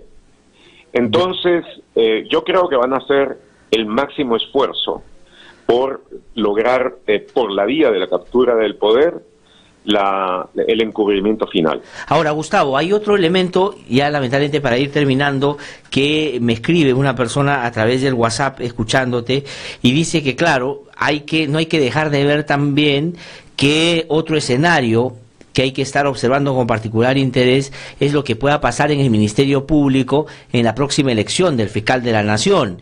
Y es que ahí dice, porque esto se tiene que dar o se tendría que dar en abril o mayo del próximo año, que digamos ya no queda mucho y va a ser en medio de seguramente las tensiones por las investigaciones que se esté dando. Y ese es un asunto que también dicen que hay que mirar con interés. ¿Algo sobre eso? Hay que mirar, por supuesto, con interés lo que pase, lo que sucede, pero recuerda que para el momento en que llegue la elección del nuevo fiscal de la Nación y las alternativas que tienen son bastante limitadas, ya va a haber habido la oportunidad de tener un avance sustantivo, de tener un avance estratégico en la investigación fiscal sobre este caso, con las revelaciones consecuentes y las nuevas realidades que se plantean.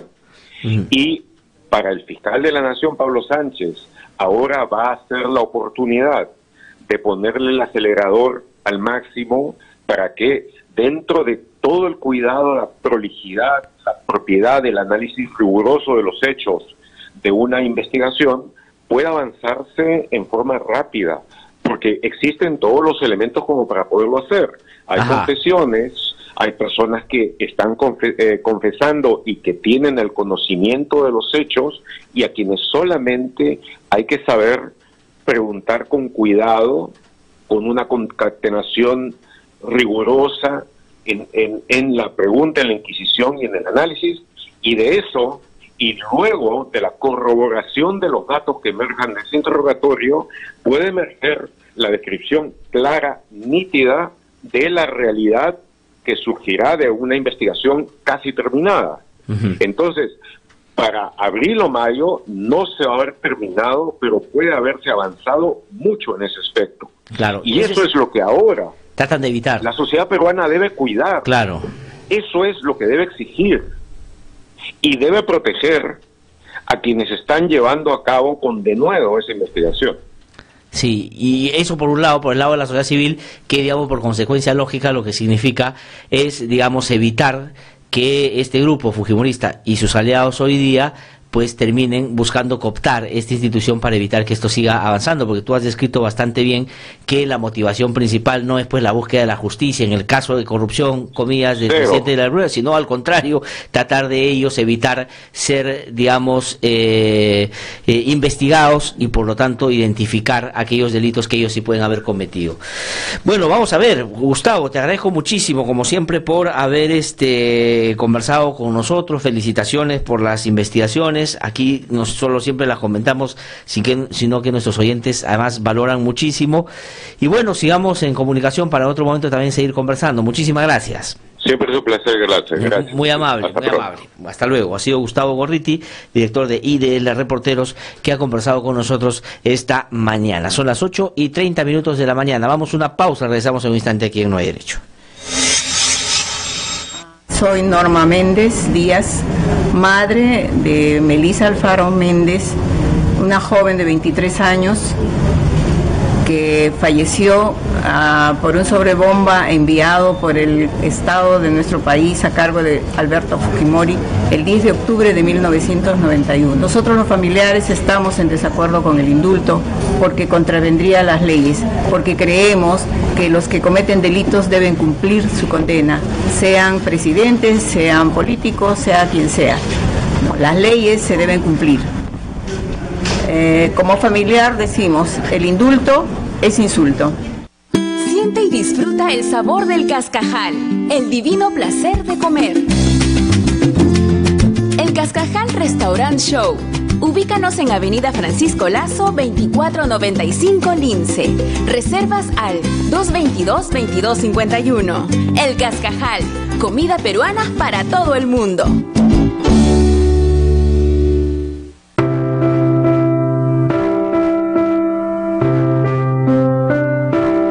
Que la ilusión de la Navidad perdure siempre en sus corazones.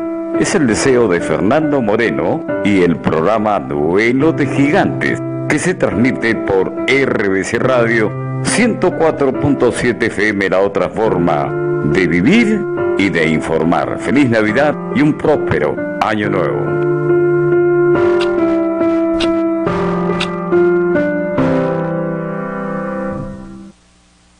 Que no te cuenten cuentos, el Diario 1 te cuenta la verdad. Compra el Diario 1, el diario oficial de la realidad peruana. RBC 104.7, la otra forma de vivir.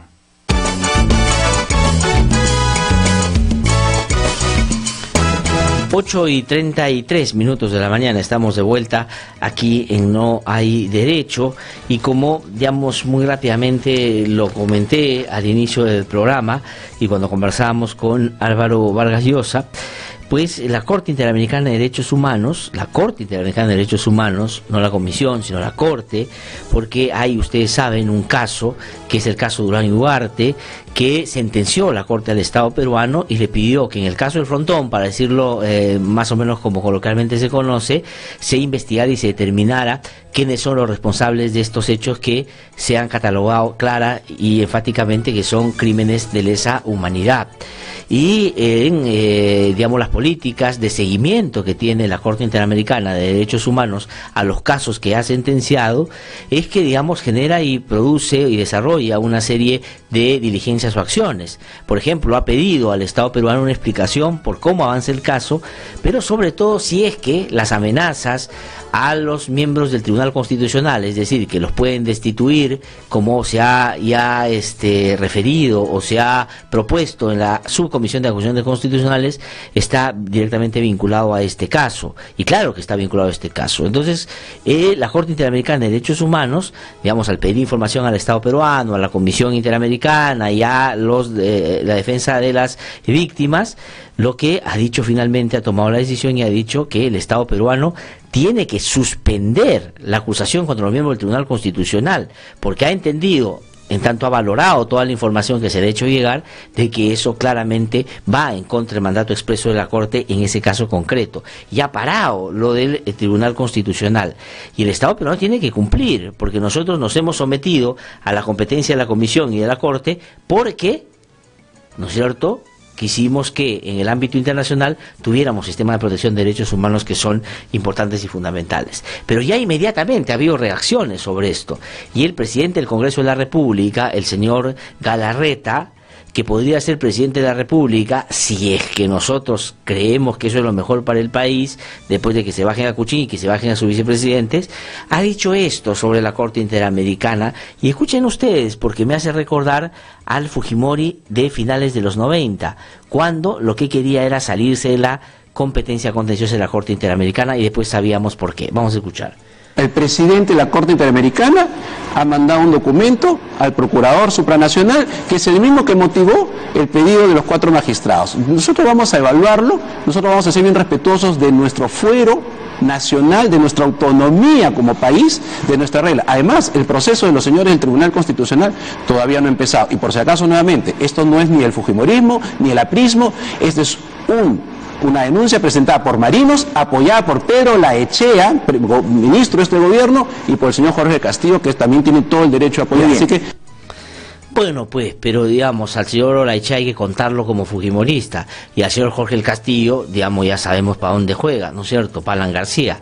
Pero el asunto concreto es que la Corte Interamericana ha dicho que se tiene que suspender esta decisión sobre los miembros del Tribunal Constitucional en el Congreso de la República, y el señor Galarreta, con un tufillo noventero, nos dice: lo vamos a evaluar porque vamos a defender nuestros fueros. Eso es cuando Alberto Fujimori dice: no vamos a permitir que estos extranjeros se metan en nuestras decisiones. ¿Y qué quiso hacer? Sacarnos de la Corte Interamericana. ¿Por qué? Porque se venía el caso Cantuta y Barrios Altos. ¿Y qué pasó con el caso Cantuta y Barrios Altos? Pues eso está preso. Eso es lo que quería evitar. Entonces el señor Galarreta, digamos, está haciendo referencia a lo que ya pasó en los 90. Estamos comunicados con el doctor Carlos Rivera, director general del Instituto de Defensa Legal, abogado en el caso conocido como el Frontón, para que nos cuente el significado, la dimensión y la pertinencia de lo dicho por la Corte Interamericana en el caso de los magistrados del Tribunal Constitucional. Doctor Carlos Rivera, es un gusto saludarlo. Buenos días. Buenos días, Castro. Buenos días, amigos de No Hay Derecho. Muchísimas gracias por atendernos. ¿Qué significa esto?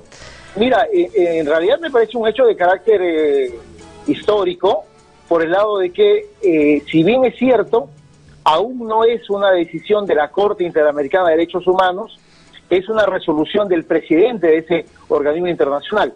Para todo efecto, las recomendaciones o decisiones de la Corte Interamericana o de su presidente son decisiones de obligatorio cumplimiento. Probablemente eso no lo sepa el presidente del Congreso de la República, probablemente su militancia actual en el fujimorismo hace repetir frases de los años 90, pero mira, más allá de eso, el debate a nivel internacional está absolutamente cerrado, ¿no? La Corte Interamericana y los órganos que la componen, entre ellos su presidencia, son órganos cuyas decisiones tienen que obligatoriamente cumplirse.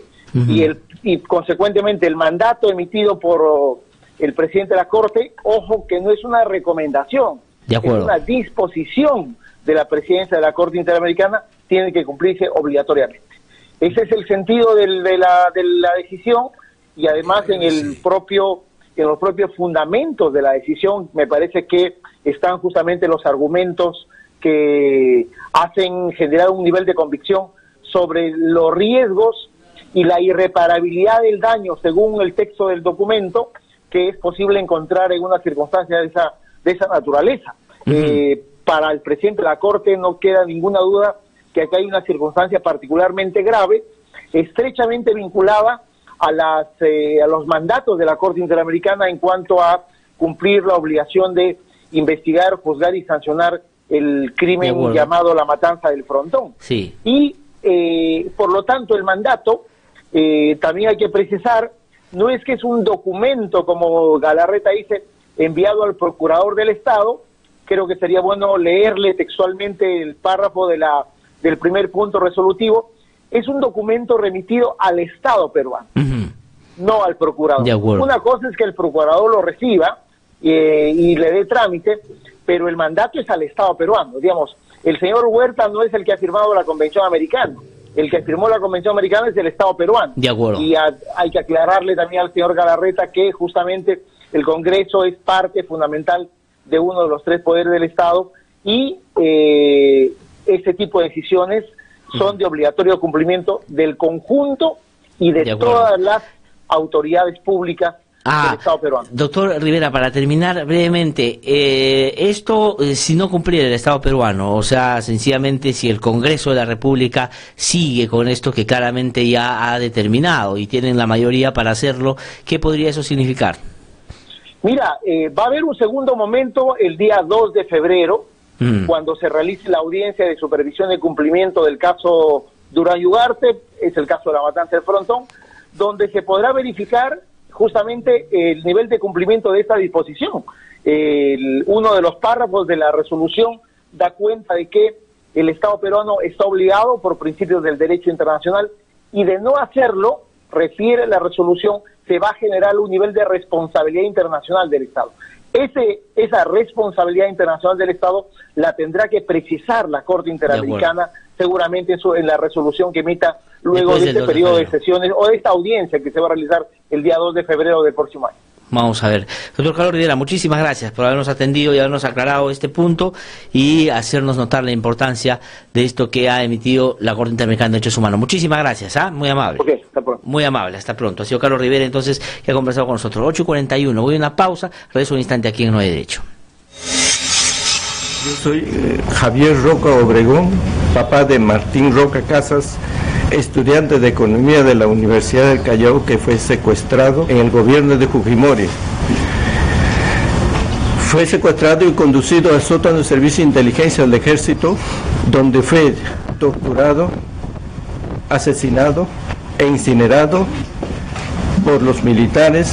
Por lo tanto, el indulto será un insulto.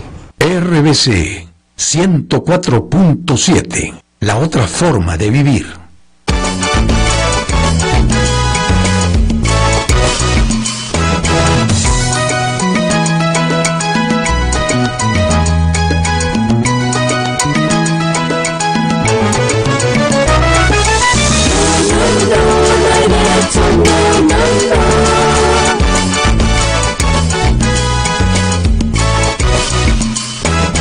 Son las 8:42 de la mañana, estamos de vuelta aquí en No hay Derecho.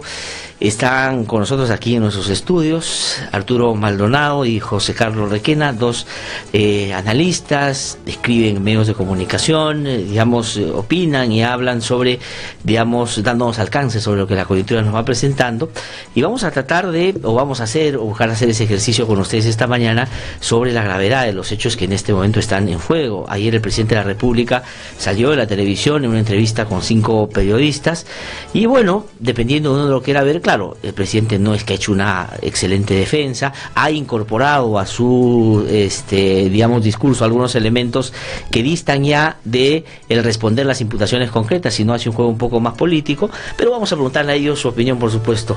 José Carlos, Arturo, muchas gracias por haber venido esta mañana a conversar con nosotros. Gracias, buenos días. Muy amable. A ver, comencemos, no sé, Arturo, comencemos contigo. ¿Cuál es tu opinión, de la situación, no solo del presidente, sino lo que el Congreso tiene entre manos, y se puede o no resolver el jueves ya, después de haber escuchado al presidente el día de ayer? Bueno, yo creo que luego de la entrevista de ayer, el presidente tiene un escenario aún más complicado, ¿no? Yo creo que los elementos que él ha presentado ayer en la noche, efectivamente le han dado como más munición a la oposición para, el día que tenga que ir el presidente al Congreso, puedan tener más flancos por donde, escarbar en la relación de su empresa con Odebrecht, ¿no? ¿Qué de lo que ha dicho ayer te parece que es esa munición, que ya no estaba en el escenario todavía hasta antes de la entrevista ayer? Bueno, en primer lugar, el hecho de que la empresa sí ha estado contratando con Odebrecht y que él recibió dinero como parte de los dividendos de la empresa, ¿no? Entonces ahí creo yo que efectivamente eso se puede presentar como un tema de conflicto de intereses, y para la opinión pública, que es principalmente para los que juegan también los congresistas al momento de hacer este llamado juicio político, es el punto que creo que pueden resaltar en mayor medida, ¿no? José Carlos, el presidente incorpora ayer algunos otros elementos. Uno, por ejemplo, hay una vacancia express, o sea, hay un avasallamiento, se vienen con todo, y frente a esto que acaba de decir Arturo, dice también, sí, ya inclusive en el caso que se probara que esto pasó, ¿es suficiente eso para vacarme, como ingrediente más político, ¿no? Claro, bueno, el tema es que el término de la incapacidad moral permanente es muy amplio, ¿no? Y lo que sí, el avasallamiento del que tú hablas, yo más bien creo que frente a esa amenaza, o la vacancia express de la que tú hablas, frente a esa amenaza, hicieron bien el señor Lescano y la señora Clave la semana pasada en encender estas alertas que han hecho, y entiendo ya que además era acuerdo junta de portavoces, que se discute una semana después y que se le dé el plazo al presidente para que se defienda. La vacancia express de la que hablas creo que no se ha dado, por lo menos en el nivel de los plazos que determina el reglamento, se está dando dentro de ello, ¿no? O sea, pero lo que tú crees entonces es que yo no creo que estos nuevos elementos que lo ayuden en absoluto, ¿no? Yo no creo que... Creo que al final, ayer, la sensación con la que se quedó cualquier persona que ha visto eso es de insuficiencia de argumentos. Y creo que en ello tuvo que ver mucho el hecho de que los periodistas, los 5 periodistas, hicieron preguntas incisivas, ¿no? Lo cual, porque, digamos, el presidente jugó el local con ciertas condiciones, hubo algo, digamos, los periodistas fueron seleccionados, y ellos, sin embargo, hicieron preguntas muy incisivas que lo pusieron en aprietos, ¿no? Sí. Ahora, pero este otro elemento, Arturo, que plantea, ¿no? Yo coincido que ayer, efectivamente, el que vio dice, oye, pata no se puede defender, está clarísimo que su empresa contrató, además dice que le dio dividendos, pero... digamos, yo insisto, quiere incorporar algunos otros elementos. Él dice, ahora, esto es suficiente para vacarme, o sea, soy incapaz moral por eso. Él trata de hablar de que esto es como, digamos, un desorden, no ha estado mirando esas cosas y todo. Pero el ánimo de los otros ha cambiado o se mantiene, porque lo que dice José Carlos es, yo he conversado con gente el fin de semana de varias agrupaciones, y lo que te dicen, por ejemplo, algunos es que el jueves, si el fujimorismo va al mismo jueves a zanjar el tema, van a decir que no van a votar por la vacancia y van a pedir que se amplíe el plazo. Y si eso pasa, ya llegamos a enero, porque digamos, la ley lo que dice es entre el tercer y el 10º día. Los fujimoristas han ido por el tercero. Lo que estos van a plantear es que vayan por el 10º para que le den un poco de tiempo. Pero al margen de eso, yo creo que la suerte está echada, ¿no? Desde el punto de vista. Sí, yo creo que cada día que pasa las probabilidades de que no lo vaquen son cada vez menores, ¿no? De hecho, creo que, si bien es cierto, antes de la entrevista de ayer, algunas personas podían haber pensado que lo más conveniente era escuchar al presidente, lo más conveniente era que se cumpla el debido proceso. Inclusive muchos después de la entrevista dicen, no, que mejor de una vez ya él mismo de un paso al costado. Es decir, cambian la posición de muchos que inclusive tenían hasta esa posición de meridiana defensa, ¿no? Es decir, ya después de lo que he escuchado ayer, que también es un tema, creo yo, bastante técnico y de muy difícil comprensión para las personas, ¿no? O sea, las personas lo único que reciben es que el presidente sí recibió un ingreso, un pago, y se acabó, y no hay más. Con eso es suficiente para decir, es parte del círculo corrupto de Odebrecht y es indicado que de un paso al costado, ¿no? Sí. Ahora, pero lo otro, José Carlos, la naturalidad cuando el presidente habla de las relaciones que tiene con una empresa siendo funcionario. Dice, yo me fui y dejé a otros que lo hicieran, ¿no es cierto? Claro. Y yo no tengo nada que recién me he enterado de los contratos. Claro, eso la verdad, proviniendo de una persona que ha sido ministro en el segundo gobierno de Launde, funcionario en el primer gobierno de Launde, funcionario en el gobierno de Toledo 2 o 3 veces, efectivamente te habla de una laxitud que quizás es frecuente en otras personas, pero que mucha gente cuando entra al Estado, mucha gente no entra al Estado por esta imposibilidad, precisamente. No, hay gente que te dice, mira, yo en el privado gano más plata, ¿para qué voy a meter ahí? Y decide no hacerlo. Y además toma, o además vio alguna consultora, por ejemplo, cuyo socio entra al gobierno, los demás socios dicen, pucha, ya nos malograste el siguiente año, no podemos contratar con el Estado. Digamos, eso es como, en general yo he visto que la gente a pie se comporta, pero el presidente lamentablemente parecía no tener en cuenta estos matices, ¿no? Ahora, pero denota eso incapacidad moral. O sea, lo que quiero decir es, una cosa es que él haya jugado un asunto que es ilegal, porque no es solo un asunto ético y moral, hay una ilegalidad ahí, y tiene que ser investigado, pero el Ministerio Público es que determina responsabilidad penal si la hay, pero la incapacidad, Arturo, moral se configura porque el presidente hizo eso y porque, digamos, no dijo exactamente lo que pasó. El problema es, como mencionó José Carlos al inicio, no importa. Es que, bueno, para empezar, que no importa en términos de opinión pública, y segundo es que el término es tan amplio, o sea, que los congresistas el día que vaya el presidente, primero deberían definir qué es una sanción moral y qué no es una sanción moral para saber, digamos, sobre qué criterios están juzgando, ¿no? Porque en estos momentos están juzgando sobre el hecho de que efectivamente este descuido, esta laxitud, esta hasta ilegalidad, ¿no? Son motivos para vacarlo, ¿no? Entonces, digamos, yo creo que la sanción por la investidura de la persona, ¿no?, es tan fuerte, es un precedente tan histórico que sí, digamos, la representación congresal debería ir con pies de plomo, ¿no? Ahora, pero las intenciones de quienes quieren bajar al presidente, yo lo que creo y he sostenido es que se han encontrado con algo que finalmente ha entrado como anillo al dedo, es decir, un Pedro Pablo Kuczynski que metido en este aprieto le da insumos a un fujimorismo que hace rato venía ya impulsando, generando una debilidad del gobierno. Como que les han dado pase de gol, digamos. Claro. Mira, yo no creo que el fujimorismo haya ido por esa intención. Efectivamente, no eres la única persona que piensa eso. Creo que un gran sector de la opinión pública pensaba eso. Yo creo que el fujimorismo en este tiempo ha optado más por obstruir que vacar, ¿no? O sea, era como una... Y tú lo ves en el tipo de leyes que aprueban, que al final de cuentas le crean unos huecos inmensos en el fisco y que te hacen imposible hacer las cosas como tú lo podrías tener planeado. Porque no creo que al fujimorismo le hubiera convenido el anticipo de elecciones. Ahora, eso ya de nuevo... ¿Pero tú crees que eso no va a pasar ahora? O sea, ¿tú crees que van a sostener a Vizcarra y a Mechi Arauz en el gobierno? Vamos a ver. Yo prefiero esperar y ver cuáles son los primeros pasos de Vizcarra.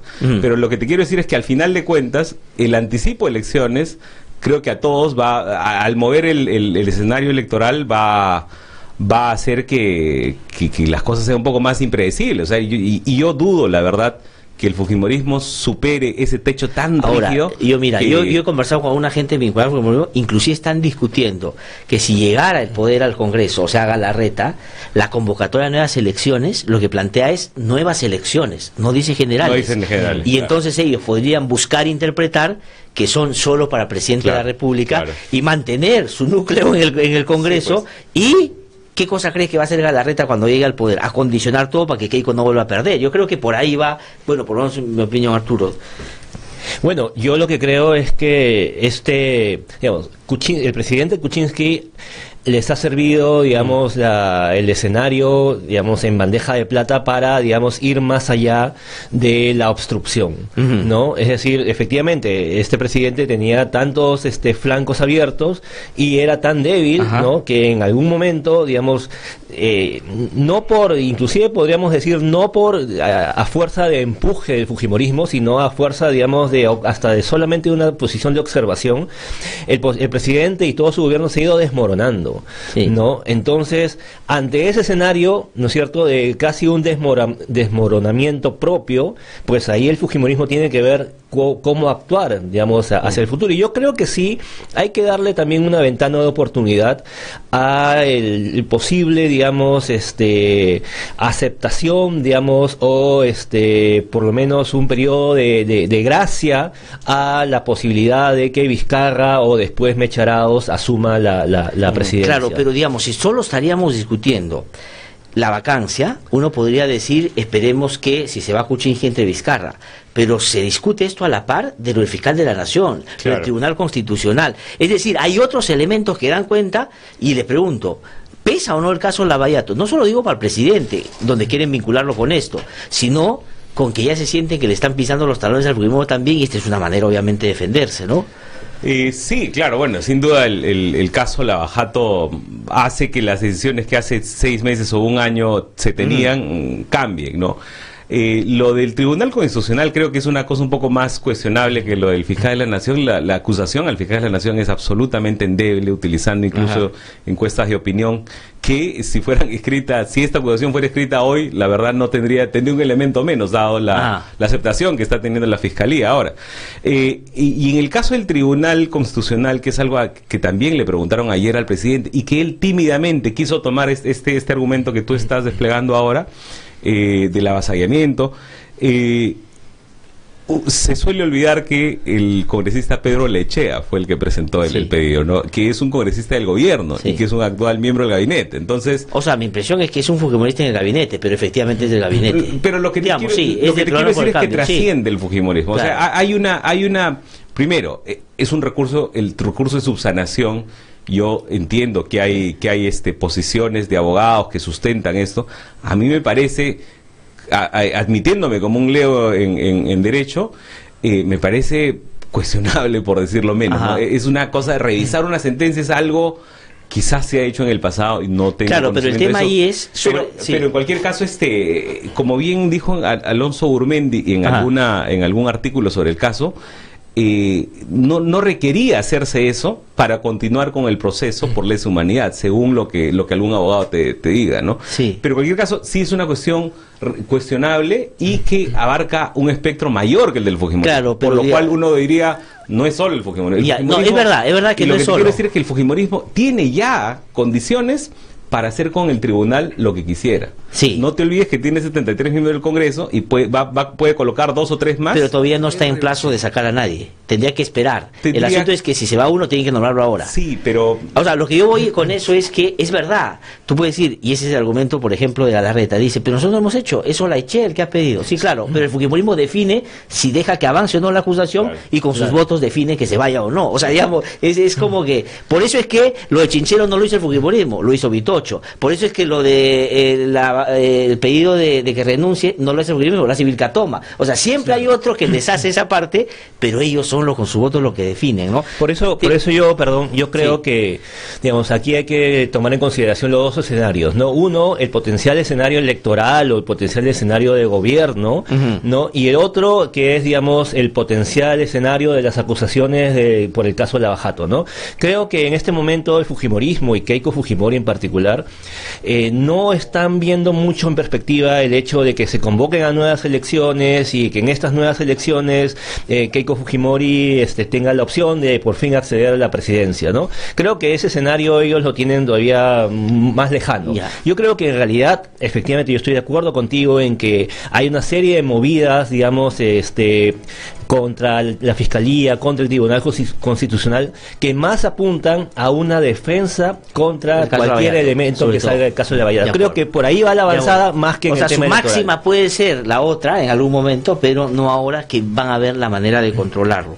Tengo que terminar, pero me acaba de llegar una cosa que es importante, es una primicia, creo que nadie la tiene todavía, y es que el Frente Amplio acaba de sacar a Jorge Castro de la Comisión Lavallato. Bueno, ya se había, me vino a decir acá el señor Jorge Castro de que a Keiko no había que investigarla porque era periférica y solo los expresidentes, ya lo han sacado, como digamos, y esto ha sido, quiero ver cuándo, ¿dónde está la fecha? Bueno, ha sido el viernes o el jueves, 14 de diciembre. 14 de diciembre ha sido el jueves. Entonces el jueves, ojo, el Frente Amplio ha decidido sacar al Jorge Castro porque claramente salió, me imagino, a respaldarlo de la señora Bartra y por el comportamiento que ha tenido, y designan al señor Humberto Morales Ramírez como su reemplazo en la Comisión Lavallato. Para terminar, digamos, ¿cuál va a ser el desenlace desde tu punto de vista? El jueves se define, tengo que terminar, sí. Bueno, Carlos. Yo creo la verdad que el jueves debería definirse, no nos sorprenda que suspendan la sesión y lo alarguen algunas horas o días más, pero en esencia es básicamente una cuestión de saber si eso se consuma o si el presidente renuncia antes, ¿no? ¿Tú crees que tuvo una posibilidad todavía? Digamos, aún.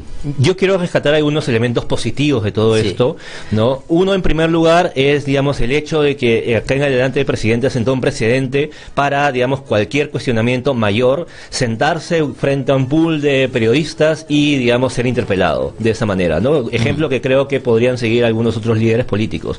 Y en segundo lugar, el hecho de que efectivamente cualquier... tú, por ejemplo, ¿no?